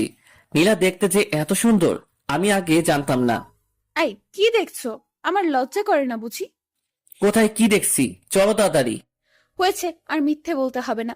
আমি খুব ভালোভাবে লক্ষ্য করেছি, তুমি বড় বড় চোখ করে আমার দিকে তাকিয়েছিলে। আমি কোনো কথা না বলে নিচে নামতে শুরু করলাম। আম্মু আমাদের দুজনকে দেখে একেবারে অবাক হয়ে গেল। অবাক হবে না কেন? এভাবে কাছাকাছি ম্যাচিং কালারের ড্রেস পরা দেখলে যে কেউই তাকিয়ে থাকবে। মার্শাল্লাহ, তোদের দুজনকে দেখতে কিন্তু খুব ভালো লাগছে, খুব মানিয়েছে দুজনকে। হয়েছে, এবার টাকা দাও তাড়াতাড়ি। আমি আম্মুর কাছ থেকে টাকা নিয়ে বাইক বের করছি। এমন সময় নীলা বলল, আজ আমরা বাইকে যাব না, রিকশায় যাব। তোমার ইচ্ছে হলে তুমি আমার পিছু পিছু রিক্সা নিয়ে আসতে পারো। এগুলো কেমন কথা? হ্যাঁ, নীলা যখন বলছে রিক্সা যাবে, তোকে রিক্সা যেতে হবে। যা, রিক্সায় করে যা। আম্মু আমার রিক্সায় যেতে একদম ভালো লাগে না। অত আস্তে আস্তে কেউ যায়? এত কিছু বুঝি না, তুই নীলামায়ের সাথে রিক্সা করে যা। আচ্ছা ঠিক আছে আম্মু। তারপরে আমি আর নীলা বেরিয়ে পড়লাম। বাড়ির সামনে কিছুক্ষণ দাঁড়াতে একটা রিক্সা আসলো। আমরা রিক্সায় উঠলাম। নীলা আমার কাঁধে মাথা রেখে বক বক করে যাচ্ছে। আমি কোনো কথা বলছি না, চুপচাপ বসে আছি। কিছু বলো, চুপ করে আছো কেন? তোর সাথে কথা বলতে ইচ্ছে করে না? তো কার সাথে কথা বলতে ইচ্ছে করে? তুই চুপ করে থাকতো। আমার চুপ থাকতে ভালো লাগে না, সব সময় তোমার সাথে কথা বলতে ইচ্ছে করে। আচ্ছা তুই বলতে থাক, আমি চুপ করে থাকলাম। আর একটা কথা বলবো না। তারপরে নীলার বক বক শুনতে শুনতে পৌঁছে গেলাম মার্কেটে। কয়েকটা ফোন দেখলাম আর নীলার পছন্দ মতো একটা ফোন কিনে দিলাম। নীলা আমার সাথে সেলফি তুলতে চাইলো, কিন্তু আমি তুললাম না। নীলার জোড়াজোড়িতে ওর সাথে কিছুক্ষণ ঘুরতে হলো। ও জোর করেই কয়েকটা সেলফি তুললো। সন্ধ্যার পর আমরা বাড়ির দিকে রওনা দিলাম। বাড়িতে এসেই ড্রেসটা চেঞ্জ করে ফ্রেশ হয়ে নিলাম। জান্নাত আসলো রুমে। নীলা আর জান্নাত বসে বসে গল্প করছে। আমি ফেসবুকিং করছি। আজ সময় কাটছে না। আজ বন্ধুদের সাথে আড্ডা দিতে যাইনি, তাই একদম ভালো লাগছে না। সিগারেট না খেলে মাথায় কেমন চক্কর মানে। রাতে ডিনার করে এসে শুয়ে পড়েছি। নীলা এসে পাগলামি শুরু করেছে। আমি নীলাকে ছাড়তে বলছি, কিন্তু নীলা আমাকে ছাড়ছে না। দেখো, তুমি আমার স্বামী, আর আমি আমার স্বামীকে একটু আদর করব। মানে কি বলছিস তুই? মানে আজকে আমাদের স্বামী স্ত্রীর সম্পর্ক গড়ে উঠবে। কখনোই না। তুমি আর কতদিন আমাকে কষ্ট দেবে? আমি কাউকে কষ্ট দিই না। কেন তুমি আমাকে কষ্ট দিচ্ছ না? জানি না, আমার একদম ভালো লাগছে না। আমি ঘুমাবো, বিরক্ত করিস না প্লিজ। কিছুক্ষণ পর আমি ঘুমিয়ে পড়লাম। সকালে ঘুম থেকে উঠে একটু অসুস্থ লাগছে, কেমন জ্বর জ্বর লাগছে। নীলা আজকে আগে উঠে গেছে ঘুম থেকে। উঠে তো নীলাকে দেখতে পেলাম না। কিছুক্ষণ পর নীলা রুমে আসলো, এসে বলল, কখন ঘুম থেকে উঠবে? ভার্সিটিতে যাওয়ার সময় হয়ে গেছে, ওঠো তাড়াতাড়ি। তুই আর জান্নাত যা, আজকে আমি যাব না, একটু অসুস্থ লাগছে। কি হয়েছে তোমার? একটু জ্বর জ্বর লাগছে। কই দেখি। এ কি, তোমার তো ভীষণ জ্বর। তারপরে নীলা আমাকে ধরে ওয়াশরুমে নিয়ে গেল। আমি ফ্রেশ হয়ে আসলাম। নীলা আমার জন্য খাবার নিয়ে আসলো। আমাকে জোর করে ও নিজের হাতে খাইয়ে দিল। তারপরে ওষুধ খাইয়ে দিল। নীলার সেবা যত্নে আমি খুব তাড়াতাড়ি সুস্থ হয়ে গেলাম। এই কয়দিন আমি বুঝলাম নীলা সত্যি আমাকে খুব ভালোবাসে। নীলাকেও আমার ভালো লাগতে শুরু করে। আমি ভাবছি নীলাকে আমি আপন করে নেব, আস্তে আস্তে ওকে আপন করে নেব। হুট করে যদি একবার চেঞ্জ হয়ে যায় তাহলে কেমন লাগবে? তার চেয়ে বরং আস্তে আস্তে নীলার কাছে যাই। অসুস্থ থাকায় 2 দিন থেকে ভার্সিটিতে যাওয়া হয়নি, বন্ধু বান্ধবের সাথে আড্ডা দেওয়া হয়নি। আজ বিকেলে বাজারে গেলাম আড্ডা দিতে। সন্ধ্যা হয়ে এসেছে, এমন সময় নীলা আমাকে ফোন করলো। হ্যালো। কোথায় আছো তুমি? এই তো বাজারে আছি। তাড়াতাড়ি বাড়িতে চলে এসো। আচ্ছা আসছি একটু পর। তুমি এখনো পুরোপুরি সুস্থ হওনি, তাড়াতাড়ি আসো প্লিজ। আচ্ছা ঠিক আছে। বন্ধুদের সাথে আড্ডা দিয়ে 8টার দিকে বাড়িতে গেলাম। কলিং বেল দিলাম, নীলা এসে দরজা খুললো। এই, তোমাকে না তাড়াতাড়ি আসতে বললাম? তাড়াতাড়িতে চলে আসলাম। এটা তাড়াতাড়ি আসা হলো? রাত 8টা পেরিয়ে গেছে। রাত 8টা আবার দেরি হলো নাকি? আচ্ছা ঠিক আছে, তাড়াতাড়ি ফ্রেশ হয়ে আসো। আচ্ছা ঠিক আছে। পরে আমি ফ্রেশ হয়ে রুমে আসলাম। কি হয়েছে, এত তাড়াতাড়ি বাড়িতে ডাকলি কেন? কিছু হয়নি, তোমাকে একটু আদর করব, তাই বাড়িতে আসতে বললাম। আদর মানে? আদর বোঝো না? আচ্ছা দেখাচ্ছি।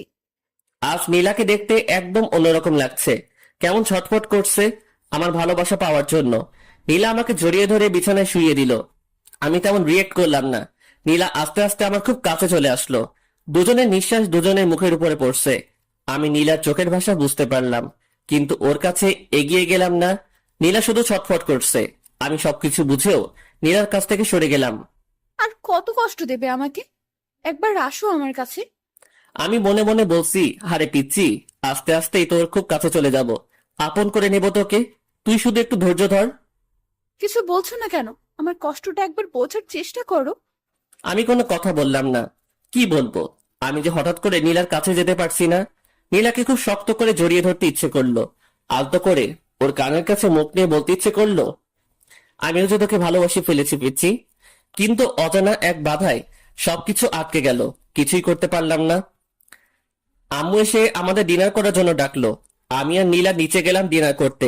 আব্বু চলে এসেছে। আমরা সবাই একসাথে ডিনার শেষ করলাম। রুমে এসে বসে আছি, মানে নীলার জন্য অপেক্ষা করছি। নীলা একটু পরে আসে। আম্মুকে মনে হয় একটু একটু হেল্প করে, তাই আসতে একটু দেরি হয়। কিছুক্ষণ পর নীলা আসলো। হাতে এক গ্লাস পানি আর ওষুধ নিয়ে। এখন আমার ওষুধ কেন? সুস্থ হলেও ওষুধ খেতে হয়। ওষুধ খেলে আর অসুস্থ হবে না, না হলে অসুস্থ হওয়ার সম্ভাবনা থাকে। আমি তো সুস্থ হয়ে গেছি। আমি একদম সুস্থ। এখন ওষুধ খাওয়া লাগবে না। বেশি কথা বলো না তো, দেখি আমি খাইয়ে দেই। তারপরে নীলা আমাকে ওষুধ খাইয়ে দিল। ওষুধ খাওয়ার সাথে সাথে আমার মাথাটা কেমন ঝিমঝিম করছে। বুঝলাম না নীলা আমাকে কি খাওয়ালো। কেমন অলসতা বিরাজ করতে শুরু করলো। মনে হচ্ছে নীলা হয়তো আমাকে ঘুমের ওষুধ খাওয়ালো। কিন্তু নীলা আমাকে ঘুমের ওষুধ খাওয়াতে যাবে কেন? নীলা আমার কাছে আসলো, এসে বলল, আজ তোমাকে আমি আপন করে নেব, কেউ আটকাতে পারবে না। আমি বুঝতে পারলাম নীলা আমাকে ঘুমের ওষুধ খাইয়েছে, কিন্তু নীলা আমার কাছে আসার জন্য এটা করতে পারলো? আমি কিছুই করতে পারছি না। ভীষণ ঘুম পাচ্ছে। নীলা আমার কাছে আসলো, এসে আমার শার্টটা খুলে দিল। নীলাকে আটকাতে পারছি না, মানে ঘুমের ওষুধ খাওয়ার পর আমি কোনো শক্তি পাচ্ছি না। নীলা আস্তে আস্তে আমার খুব কাছে চলে আসলো। আমি কিছুতেই মানতে পারছি না নীলা আমাকে ঘুমের ওষুধ খাইয়ে এগুলো করছে। তারপরে নীলা আমাকে কিস করতে শুরু করলো। আজ নীলার হাত থেকে আমার নিস্তার নেই, একেবারে শেষ করে ফেলবে। নীলা ওর ড্রেস খুলে ফেললো। এখন আমাদের দুজনের শরীরে একটা সুতা পর্যন্ত নেই। নীলা আমার খুব কাছে চলে আসলো। আমি নীলাকে আটকাতে পারলাম না, সবকিছু শেষ করে ফেললো। নীলার প্রতি আমার অনেক রাগ হলো। ও আমাকে ঘুমের ওষুধ খাইয়ে নীলাকে মারতে ইচ্ছে করছে, কিন্তু আমি উঠে বসার মতো শক্তি পাচ্ছি না। নীলা আমার উপরে শুয়ে আছে, একটু পর পর আমার দিকে তাকাচ্ছে। কিছুক্ষণ পর নীলা আমাকে বিছানা থেকে তুলে ওয়াশরুমে নিয়ে গেল। দুজনে একসাথে শাওয়ার নিলাম। শাওয়ার নেওয়ায় আমার ঘুম একেবারে ভেঙে গেল। আমার নিজের প্রতি অনেক রাগ হতে শুরু করলো। নীলা আমার সাথে এগুলো করলো, অথচ আমি ওকে আটকাতে পারলাম না। আমি ড্রেস চেঞ্জ করে রুমে চলে আসলাম। আজ নীলার খবর আছে। ও কি করলো আমার সাথে? নীলা ওয়াশরুম থেকে বেরিয়ে আসতে আমি ওকে একটা চড় বসিয়ে দিলাম। তুই এটা কি করলি আমার সাথে? যা করেছি একদম ঠিক করেছি, এটা ছাড়া আমার কোনো উপায় ছিল না। নীলার কথা শুনে আমার রাগ আরো বেড়ে গেল। আমি খাটের রেলিং খুলে নীলাকে মারতে শুরু করলাম। অনেক মারলাম নীলাকে। মারতে মারতে লোহার রেলিংটা ভেঙে ফেললাম। নীলা কাঁদতে কাঁদতে বলল, তোমাকে আপন করে নেওয়া কি আমার অপরাধ? আমি কি আমার স্বামীর ভালোবাসা কোনোদিনও পাবো না?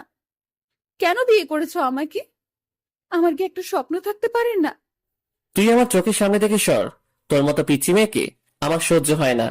আমি কখনো তোকে বিয়ে করতে চাইনি। আম্মু আব্বু আমাকে জোর করে তোর সাথে বিয়ে দিয়েছে। আসলেও তো, তোমাকে তো জোর করে বিয়ে দিয়েছে। জোর করে তো আর ভালোবাসা পাওয়া যায় না। আমি এটা ভুলেই গিয়েছিলাম। মুক্ত করে দিচ্ছি আমি তোমাকে। আর কখনো বিরক্ত করব না। চলে যাব আমি তোমার কাছ থেকে অনেক দূরে। আমাকে প্লিজ ক্ষমা করে দিও। আর কখনো তোমাকে এই পিচ্চির জ্বালা সহ্য করতে হবে না। মুক্ত করে দিলাম। খুব ভালোবাসি তোমায়। আমি কোনো কথা বললাম না। নিজের প্রতি নিজেরই ঘৃণা জন্মালো। আমি নীলা কি মারলাম? কি করে ওর মতো একটা পিচ্চি মেয়েকে মারতে পারলাম? খুব ভুল করে ফেললাম আমি। এক্ষুনি ওর কাছ থেকে ক্ষমা চেয়ে নেব, আর ওকে আমার বউয়ের মর্যাদা দেব। আমি পিছনে তাকাতেই নীলাকে দেখতে পেলাম না। বুকের মধ্যে কেমন ধুপ করে উঠল। রুমের মধ্যে নীলাকে খুঁজলাম, কিন্তু পেলাম না। ওয়াশরুমে গেছে হয়তো। ওয়াশরুমে গেলাম, কিন্তু নীলাকে পেলাম না। কোথায় গেল নীলা? আমি বেলকনিতে গেলাম, কিন্তু নীলাকে পেলাম না। আমি নিচে গিয়ে নীলাকে ডাকতে লাগলাম। আমি সারা বাড়িতে খুঁজে নীলাকে পাচ্ছি না। আমার চিৎকার করে ডাকায় আম্মু আব্বু জান্নাত এরা সবাই বেরিয়ে আসলো। কি হয়েছে? এত জোরে জোরে নীলাকে ডাকছিস কেন? কোথায় গিয়েছে ও? আম্মু, আমি নীলাকে খুঁজে কোথাও পাচ্ছি না। পাচ্ছি না মানে? কোথায় যাবে এত রাতে? বাড়িতে আছে, দেখ ওয়াশরুমে গেছে হয়তো। না আম্মু, ওয়াশরুমে আমি খুঁজেছি, সারা বাড়িতে নীলাকে খুঁজতেছি, কিন্তু কোথাও পাচ্ছি না। কি বলছিস কি? কিছু হয়েছে তোদের মধ্যে? তারপর আমি সব ঘটনা খুলে বললাম। মানে নীলাকে বউয়ের অধিকার দেইনি, এসব কথা বললাম। তুই এটা কিভাবে করতে পারলি? যেখান থেকে পারিস তাড়াতাড়ি নীলাকে নিয়ে আয়। আনবো আম্মু, আমি নীলাকে খুঁজে আনবো। আমি নীলাকে কোথাও যেতে দেব না। তারপর আমি বাড়ি থেকে বেরিয়ে পড়লাম নীলাকে খুঁজতে। কোথায় খুঁজবো আমি নীলাকে? কোথায় গেল মেয়েটা? আশেপাশে অনেক খোঁজাখুঁজি করলাম, কিন্তু নীলাকে কোথাও পেলাম না। চোখ দিয়ে জল গড়িয়ে গড়িয়ে পড়ছে। নিজেকে ভীষণ অপরাধী মনে হচ্ছে।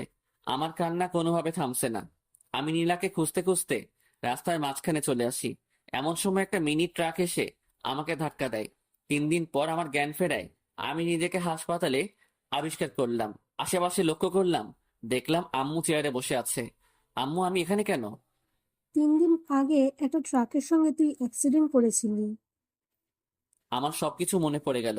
আমি উঠে বেরিয়ে যেতে লাগলাম। আম্মু আমাকে আটকালো। কোথায় যাচ্ছিস তুই? আম্মু, নীলাকে খুঁজে বের করতে হবে। নীলাকে সবাই খুঁজছে, তুই এখন অনেক অসুস্থ, তোকে এখন যাওয়া লাগবে না। না আম্মু, নীলাকে আমি খুঁজতে যাব। নীলার সাথে আমি খুব অন্যায় করেছি।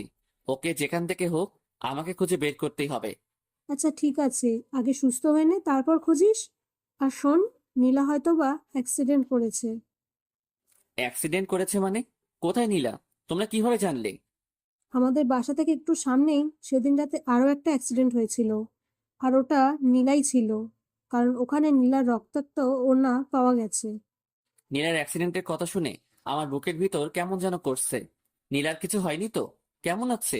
কোথায় আছে? তুই কোনো চিন্তা করিস না, আশেপাশে সব হাসপাতালে খবর নেওয়া হচ্ছে, নীলাকে খুব তাড়াতাড়ি পাওয়া যাবে। আম্মুর কথায় একটু স্বস্তি পেলাম, কিন্তু থাকতে পারছি না। না, আমাকে এখন নীলাকে খুঁজতে যেতে হবে। আমি কারো উপরে ভরসা পাচ্ছি না। আমি নিজে নীলাকে খুঁজে বের করব। আমি কারো কথা না শুনে হাসপাতাল থেকে বেরিয়ে পড়লাম। আশেপাশে আমি নীলাকে খুঁজতে শুরু করলাম। আমি কয়েকটা হাসপাতালে খোঁজ নিলাম, কিন্তু ওরা কেউ নীলার ব্যাপারে কিছু বলতে পারলো না। আমার মাথায়, হাতে, পায়ে সব জায়গায় ব্যান্ডেজ। নাড়াচাড়া করায় আমার মাথার ব্যান্ডেজ দিয়ে রক্ত বেরিয়ে পড়ছে।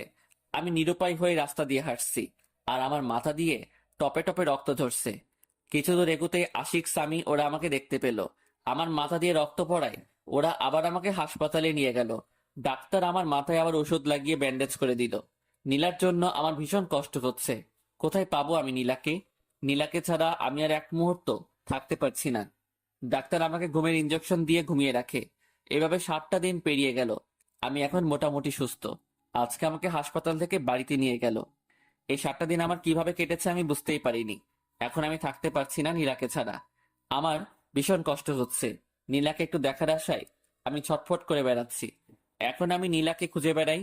সকাল থেকে শুরু করে রাত পেরিয়ে যায়। আমি নীলাকে খুঁজি, কিন্তু কোথাও পাই না। শহরের আনাচে কানাচে প্রত্যেকটা কোনায় আমি নীলাকে খুঁজেছি, কিন্তু কোথাও পাইনি। ভাবছি ঢাকায় যাব, ওখানে গিয়ে নীলাকে খুঁজবো। আমি বাড়িতে জানিয়ে ঢাকা যাওয়ার উদ্দেশ্যে বের হলাম। রাজশাহী থেকে ঢাকাতে যেতে 6 ঘন্টার মতো সময় লাগে। নীলার কথা ভাবতে ভাবতে আর নীলাকে খোঁজার আশায় আমি ঢাকায় পৌঁছে গেলাম। ঢাকায় গিয়ে একটা হোটেলে রুম নিলাম। তারপর নীলাকে খুঁজতে শুরু করলাম। প্রথমে শহরের হাসপাতালগুলোতে নীলার খোঁজ করতে শুরু করলাম। সারাদিন নীলাকে খুঁজি, মাঝরাত পর্যন্ত খুঁজে বেড়াই। আবার হোটেলে ফিরে আসি গভীর রাতে। নীলাকে কোথাও খুঁজে পাই না। রাতে বাসায় ফিরে ঘুম আসে না। নীলার কথা ভাবতে ভাবতে সকাল হয়ে যায়। এইভাবে 1 মাসের মতো আমি নীলাকে খুঁজি, কিন্তু পাই না। 1 মাস নিয়মিত ঘুম না পাড়ায় আমি একটু অসুস্থ হয়ে পড়লাম। আমি বাড়িতে ফিরে আসলাম। সবার কাছে নিজেকে অপরাধী মনে হয়। আমি সত্যি বড় অপরাধী। আমি নীলার সাথে অনেক অপরাধ করেছি। চাচা চাচির সামনে নিজের মুখ দেখাবো কিভাবে? ওদের একমাত্র মেয়ে, ওরা কত কষ্ট আছে। আমার ভীষণ কষ্ট হয়। যদি কাউকে দেখাতে পারতাম তাহলে সেই বুঝতো আমার ভেতরটা। রুমে শুয়ে আছি, এমন সময় আম্মু আসলো খাবার নিয়ে।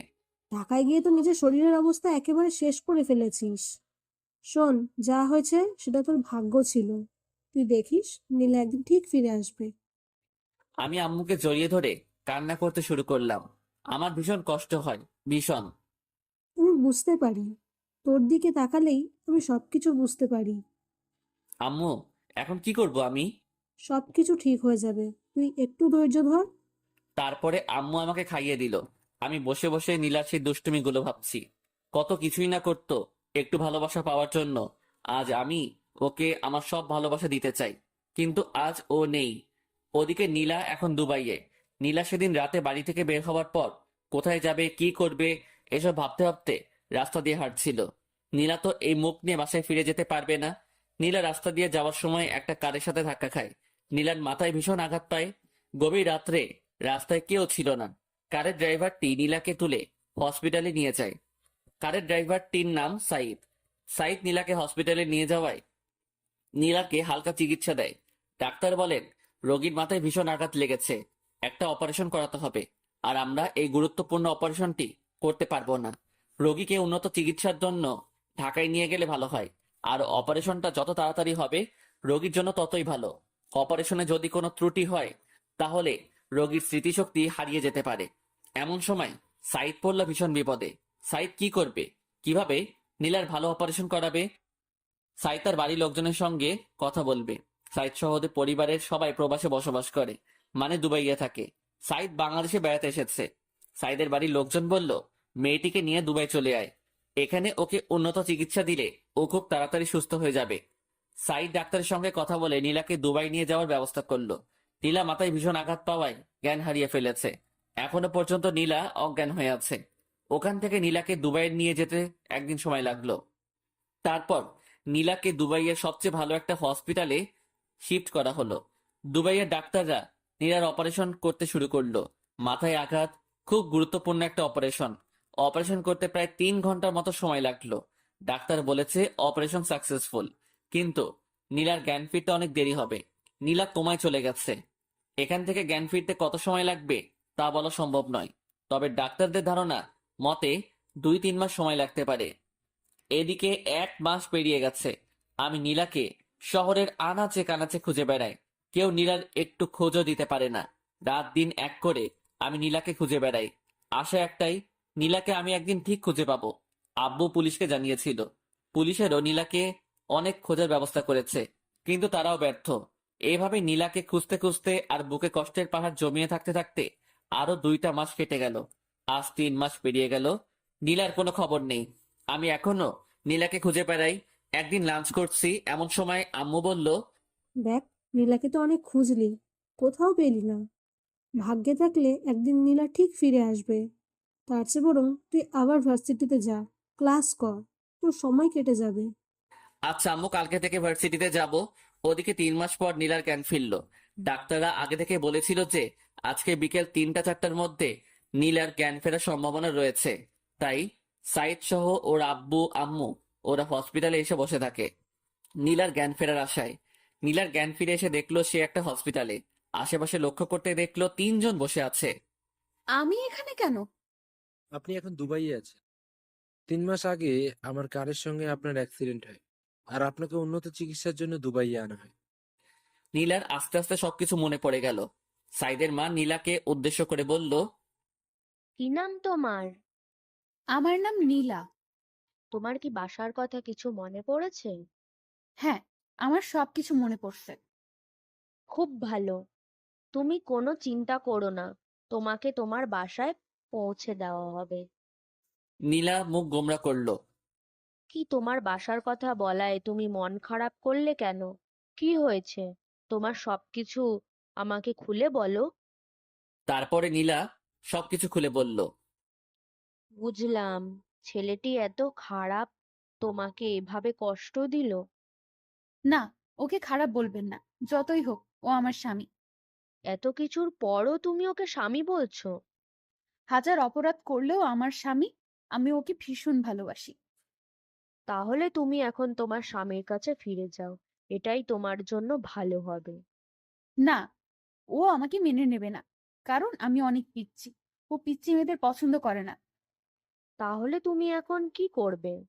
যেদিকে দু চোখ যায় চলে যাব, কিন্তু আমি ওর কাছে কখনোই ফিরে যাব না।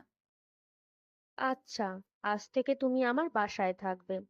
আমার কোনো মেয়ে নেই, তুমি আজ থেকে আমার বাড়ির মেয়ে। নীলা কাঁদতে কাঁদতে আন্টিকে জড়িয়ে ধরলো। আন্টি, তোমরা খুব ভালো, খুব ভালো। আচ্ছা, আমাকে আন্টি বলে ডাকবে না, আজ থেকে আমাকে আম্মু বলে ডাকবে, ঠিক আছে? ঠিক আছে আম্মু।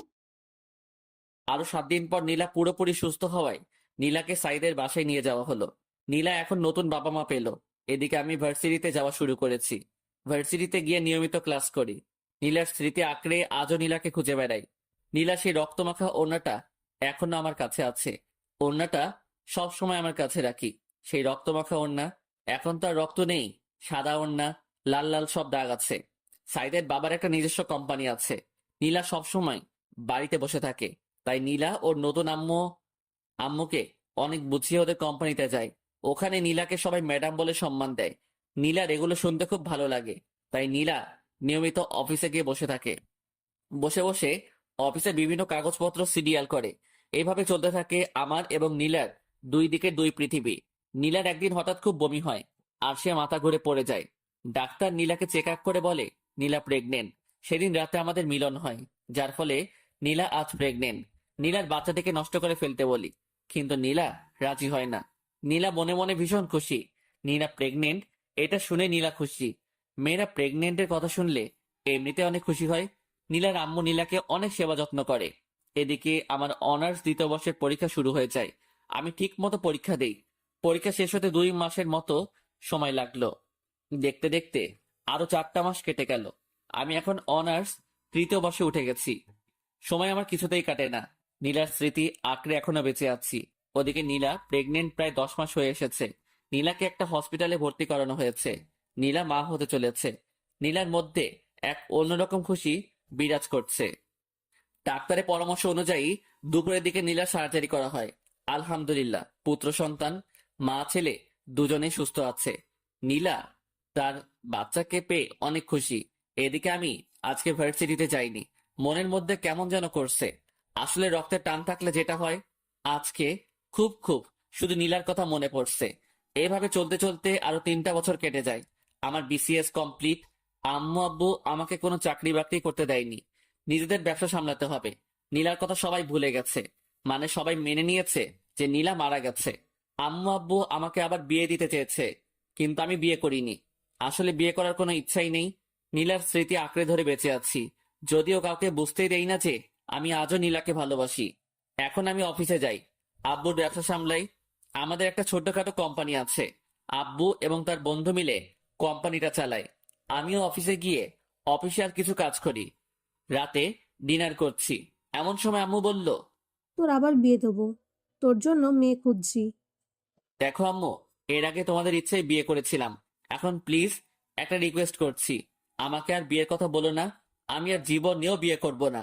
আমরা না এখন বুড়ো হয়ে যাচ্ছি, আমাদের কি নাতি নাতনির মুখ দেখার ইচ্ছে নেই?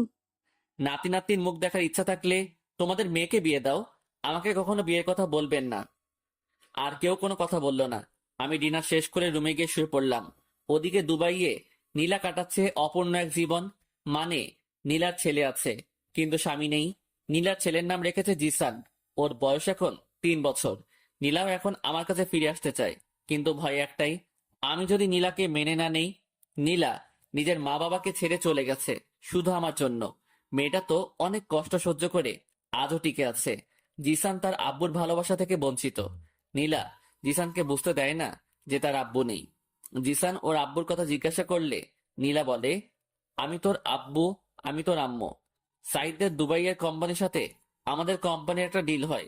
2 কোম্পানি থেকে একটা মিটিং করার সিদ্ধান্ত হয়, আর মিটিংটা আমাদের দেশে হবে এটা নির্ধারণ করা হয়। সাইদ গিয়ে নীলাকে বলে, বাংলাদেশের একটা কোম্পানির সঙ্গে আমাদের একটা মিটিং আছে, আমরা বাংলাদেশে যাব। তুমি আমাদের সাথে যাবে? না, আমি বাংলাদেশে যাব না। বাংলাদেশেই তো যাচ্ছি, তোমাদের বাড়িতে তো না।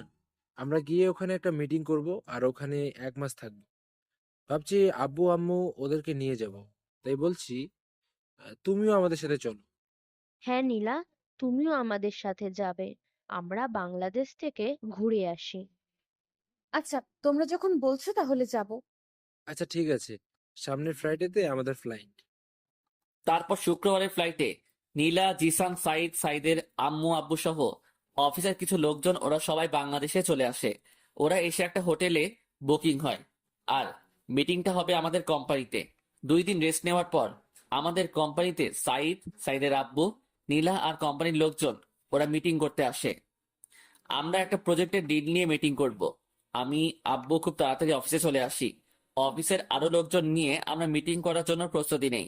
মিটিং 10টায় শুরু হয়। 2 কোম্পানির প্রায় 20 জন নিয়ে মিটিং করা হয়। আমরা মিটিং শুরু করার আগেই সবার সাথে হ্যান্ডশেক করতে গেলাম।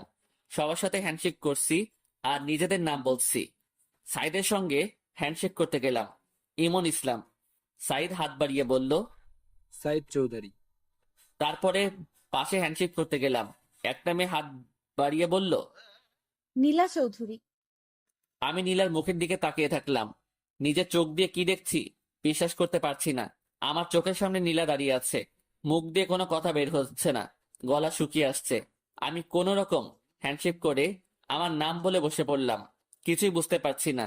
আজ প্রায় 4 বছর পর নীলা আমার চোখের সামনে। আমি নীলার দিকে তাকাচ্ছি, কিন্তু নীলা আমার দিকে একবারও তাকাচ্ছে না। নীলার আগে যার সাথে হ্যান্ডশেক করলাম উনি বলল ওনার নাম সাইদ চৌধুরী, আর নীলা বলল ওর নাম নীলা চৌধুরী। কি আজব, নীলার মনে হয় ওনার সাথে বিয়ে হয়েছে। যাক, তাও খুশি হলাম। নীলা তো বিয়ে করে সুখে আছে, আজ আমি অনেক খুশি। তারপরে মিটিং এর দিকে মনোযোগ দিলাম। মন কিছুতেই বসছে না। আজকের মতো মিটিং শেষ হলো, কিন্তু সম্পূর্ণ ডিল নিয়ে আলোচনা করা হলো না, তাই কালকে আবার মিটিং করা হবে। আমি বাড়িতে গিয়ে সরাসরি রুমে চলে গেলাম। চোখ দিয়ে খুব জল ঝরছে। আজ আমি অনেক খুশি। আজ নীলাকে দেখলাম, তাও তো নীলা সুখে আছে, এটা দেখেই অনেক ভালো লাগছে। পরের দিন আমি খুব তাড়াতাড়ি অফিসে চলে গেলাম। এমন সময় সাইদের একটা ফোন আসলো। সাইদ একটু সাইডে গিয়ে ফোনটা রিসিভ করলো। নীলা আমাকে উদ্দেশ্য করে বলল, কেমন আছেন মিস্টার রিমন? হ্যাঁ ভালো আছি, আপনি? আমিও খুব ভালো আছি। তা আপনার বড় ওয়াইফ কেমন আছে? মানে? না, আপনার তো পিচ্চি পছন্দ হয় না, তাই বলছি আপনার বড় ওয়াইফ কেমন আছে?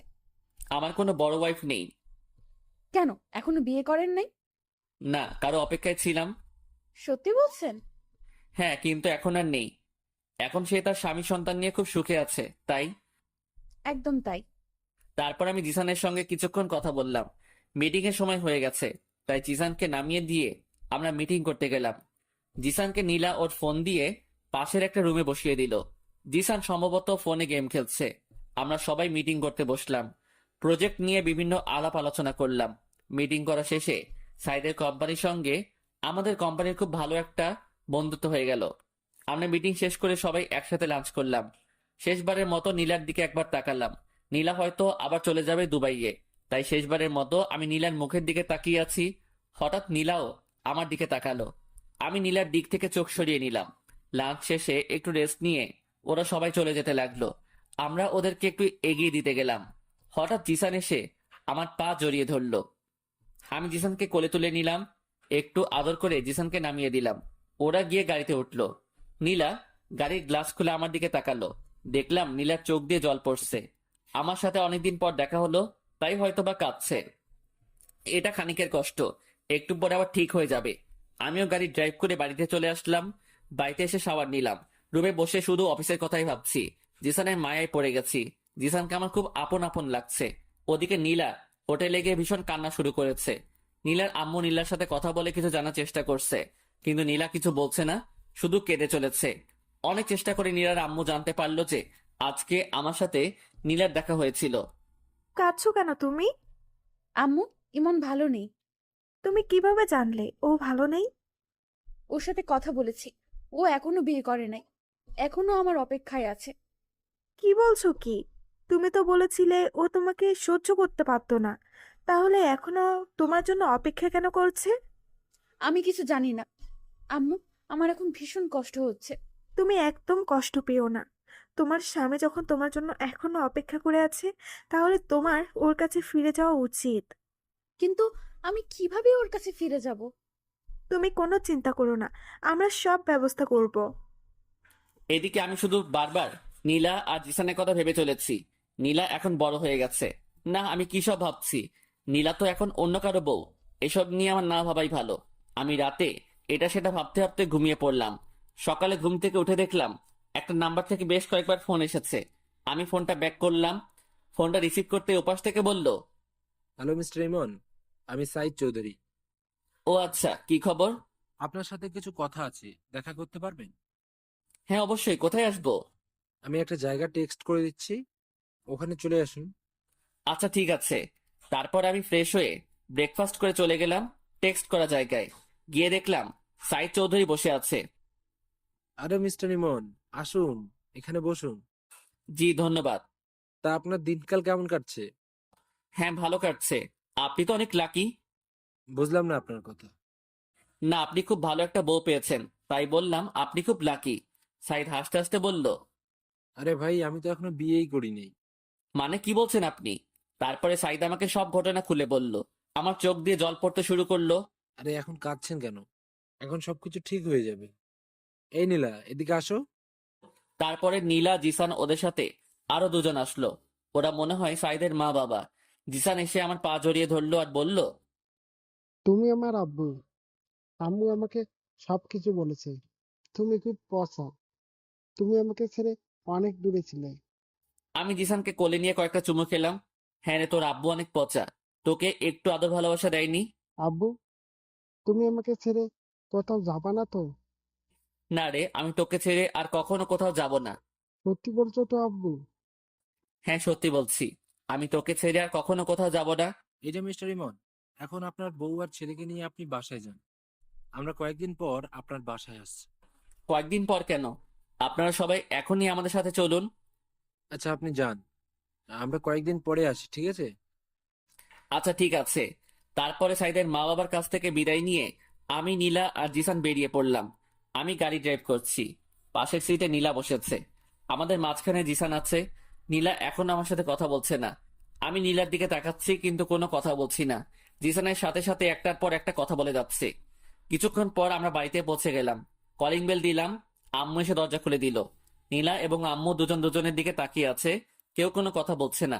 নীলা সরাসরি গিয়ে আম্মুর পা জড়িয়ে ধরলো আর বলল, আম্মু, তুমি আমাকে ক্ষমা করে দাও। আম্মু কিছু বলছে না, কথা বলার ভাষা হারিয়ে ফেলেছে। আম্মু এবং নীলা দুজনেই কান্না করে চলেছে। একটু পর জান্নাত আর আব্বু আসলো। নীলা আব্বুর পা জড়িয়ে কান্না করতে লাগলো। তারপরে নীলা সবকিছু খুলে বলল, এতদিন কোথায় ছিল, কি করছিল। তারপরে জিসানকে নিয়ে সবাই মাতামাতি শুরু করে দিল। একবার আম্মুর কোলে, একবার আব্বুর কোলে, একবার জান্নাত নিয়ে টানাটানি করছে। কখন কোন দিকে যাচ্ছে কিছুই বোঝা যাচ্ছে না। তারপরে আব্বু চাচা আর চাচিকে ফোন দিয়ে আসতে বলল। আব্বু বলল, সারপ্রাইজ আছে। ইমন, তুই নীলাকে নিয়ে উপরে যা, আর দাদু ভাই আমার কাছে থাকবে। তারপরে আমি আর নীলা ওপরে গেলাম। উপরে গিয়ে আমি নীলাকে জড়িয়ে ধরলাম। এই পিচ্ছি, তুই এতদিন আমাকে ছেড়ে কিভাবে থাকতে পারলি? এই শোনো, এখন আমি আর পিচ্ছি নেই। আমি এখন অনেক বড় হয়ে গেছি। তাই তো দেখছি, তুই অনেক বড় হয়ে গেছিস। শোনো, এখন আর তুই করে বলবে না, এখন থেকে আমাকে তুমি করে বলবে, ঠিক আছে? আচ্ছা ঠিক আছে। জানো, তোমাকে ছাড়া থাকতে আমার কত কষ্ট হয়েছে। হ্যাঁ, বুঝতে পেরেছি। তুমি আমার সাথে যে সেদিন রাতে ওভাবে ওইসব না করলে এসব কিছুই হতো না। আমিও তোমাকে ভালোবেসে ফেলেছিলাম, আস্তে আস্তে তোমাকে মেনে নিতাম। সেটা বুঝতে পেরেছি। তুমি এতদিন আমার জন্য অপেক্ষা করছো। তুমি অনেক কষ্ট সহ্য করেছো। তুমিও তো আমার জন্য অনেক কষ্ট সহ্য করেছো। হঠাৎ জিসান এসে আব্বু বলে ডাক দিল। কি হয়েছে আব্বু? তুমি আমার আম্মুকে জড়িয়ে ধরে কি করছিলে? কই, কখন জড়িয়ে ধরলাম? না, আমি দেখেছি। না, তোমার আম্মু পড়ে যাচ্ছিল তাই তোমার আম্মুকে ধরেছি। ও, তাহলে ঠিক আছে। তারপর আমি জিসানকে কোলে নিয়ে গল্প করতে শুরু করলাম। দুপুরে লাঞ্চ করে এসে আমি, জিসান, নীলা তিনজন শুয়ে দুষ্টামি করছি। এভাবে দুষ্টামি করতে করতে বিকেল হয়ে আসলো। কিছুক্ষণ পর জান্নাত এসে বলল, ভাবি, গ্রাম থেকে তোমার আম্মু আব্বু এসেছে। নীলা দৌড়ে ওর আম্মু আব্বুর কাছে গিয়ে ওদের পা জড়িয়ে ক্ষমা চাইতে লাগলো। নীলাকে পেয়ে ওর আম্মু আব্বু ভীষণ খুশি। আর খুশি হবে না কেন, একমাত্র মেয়ে বলে কথা। প্রত্যেকটা মা বাবা তার মেয়েকে খুব ভালোবাসে। তারপরে আমরা সবাই গল্প করতে করতে রাত হয়ে আসলো। রাতে সবাই একসাথে ডিনার করে নিলাম। রাতে আমি, নীলা আর জিসান রুমে বসে আছি। এমন সময় জান্নাত আসলো। জিসান, আজকে তুমি আমার সাথে থাকবে। কেন আন্টি? আজকে আমি আমার আব্বুর সাথে আজকে তো তোমার আব্বুর সাথে থাকা যাবে না। আজকে তোমার আব্বু আর আম্মু একসাথে থাকবে। হ্যাঁ জিসান, তোমার আন্টি ঠিকই বলেছে। আজকে তোমাকে আমাদের সাথে নেব না, কাল থেকে তুমি আমাদের সাথে থাকবে। আচ্ছা আম্মু, তুমি যখন বলছো তাহলে আমি আন্টির সাথে থাকবো। তারপরে জিসান আমাকে আর নীলাকে কয়েকটা চুমু দিয়ে ওর আন্টির সাথে চলে গেল। নীলা গিয়ে রুমের দরজা আটকে দিল। নীলা আমার দিকে তাকাচ্ছে আর মুচকি হাসছে। হাসছো কেন? শোনো, আমার আরেকটা বেবি লাগবে। ও মা, আরেকটা? হ্যাঁ, আরেকটা। এবার একটা মিষ্টি মেয়ে লাগবে। তোমার মিষ্টি মেয়ে লাগবে, তাহলে আমাকে বলছো কেন? ওই, তুমি জানো না তোমাকে কেন বলছি? না, আমি তো জানি না। দেখো, নাটক করো না। আচ্ছা ঠিক আছে। তারপর আমি নীলাকে বিছানায় শুইয়ে দিলাম। আমি আস্তে আস্তে নীলার কাছে গেলাম। নীলাকে কিস করতে শুরু করলাম। নীলার গালে, মুখে, গলায় কিস বসাতে শুরু করলাম। শুধু কি কিস করলে হবে নাকি, অন্য কিছু করবে? এত ব্যস্ত হচ্ছ কেন? আমার এক্ষুনি লাগবে। আচ্ছা ঠিক আছে। তারপরে আমি নীলার ড্রেস খুলে, আপনারা কি শুনছেন? হ্যাঁ, আর কিছু শোনার নেই। তারপরে আমি আর নীলা সুখের সাগরে ভাসতে থাকলাম, যেখান থেকে আর কখনো ফিরে আসবো না। এইভাবে আমাদের সুখের জীবন কাটতে থাকলো। সমাপ্ত। আসসালামু আলাইকুম। গল্পটি শুধুই কাল্পনিক ছিল, আপনাদেরকে বিনোদন দেওয়ার জন্য গল্পটি লেখা হয়েছে। গল্পটি যারা প্রথম থেকে শেষ পর্যন্ত পড়েছেন তাদেরকে অনেক অনেক ধন্যবাদ। আশা করি গল্পটি আপনাদের ভালো লেগেছে। পরবর্তীতে আরো ভালো গল্প নিয়ে আসবো। সবাই ভালো থাকবেন, সুস্থ থাকবেন।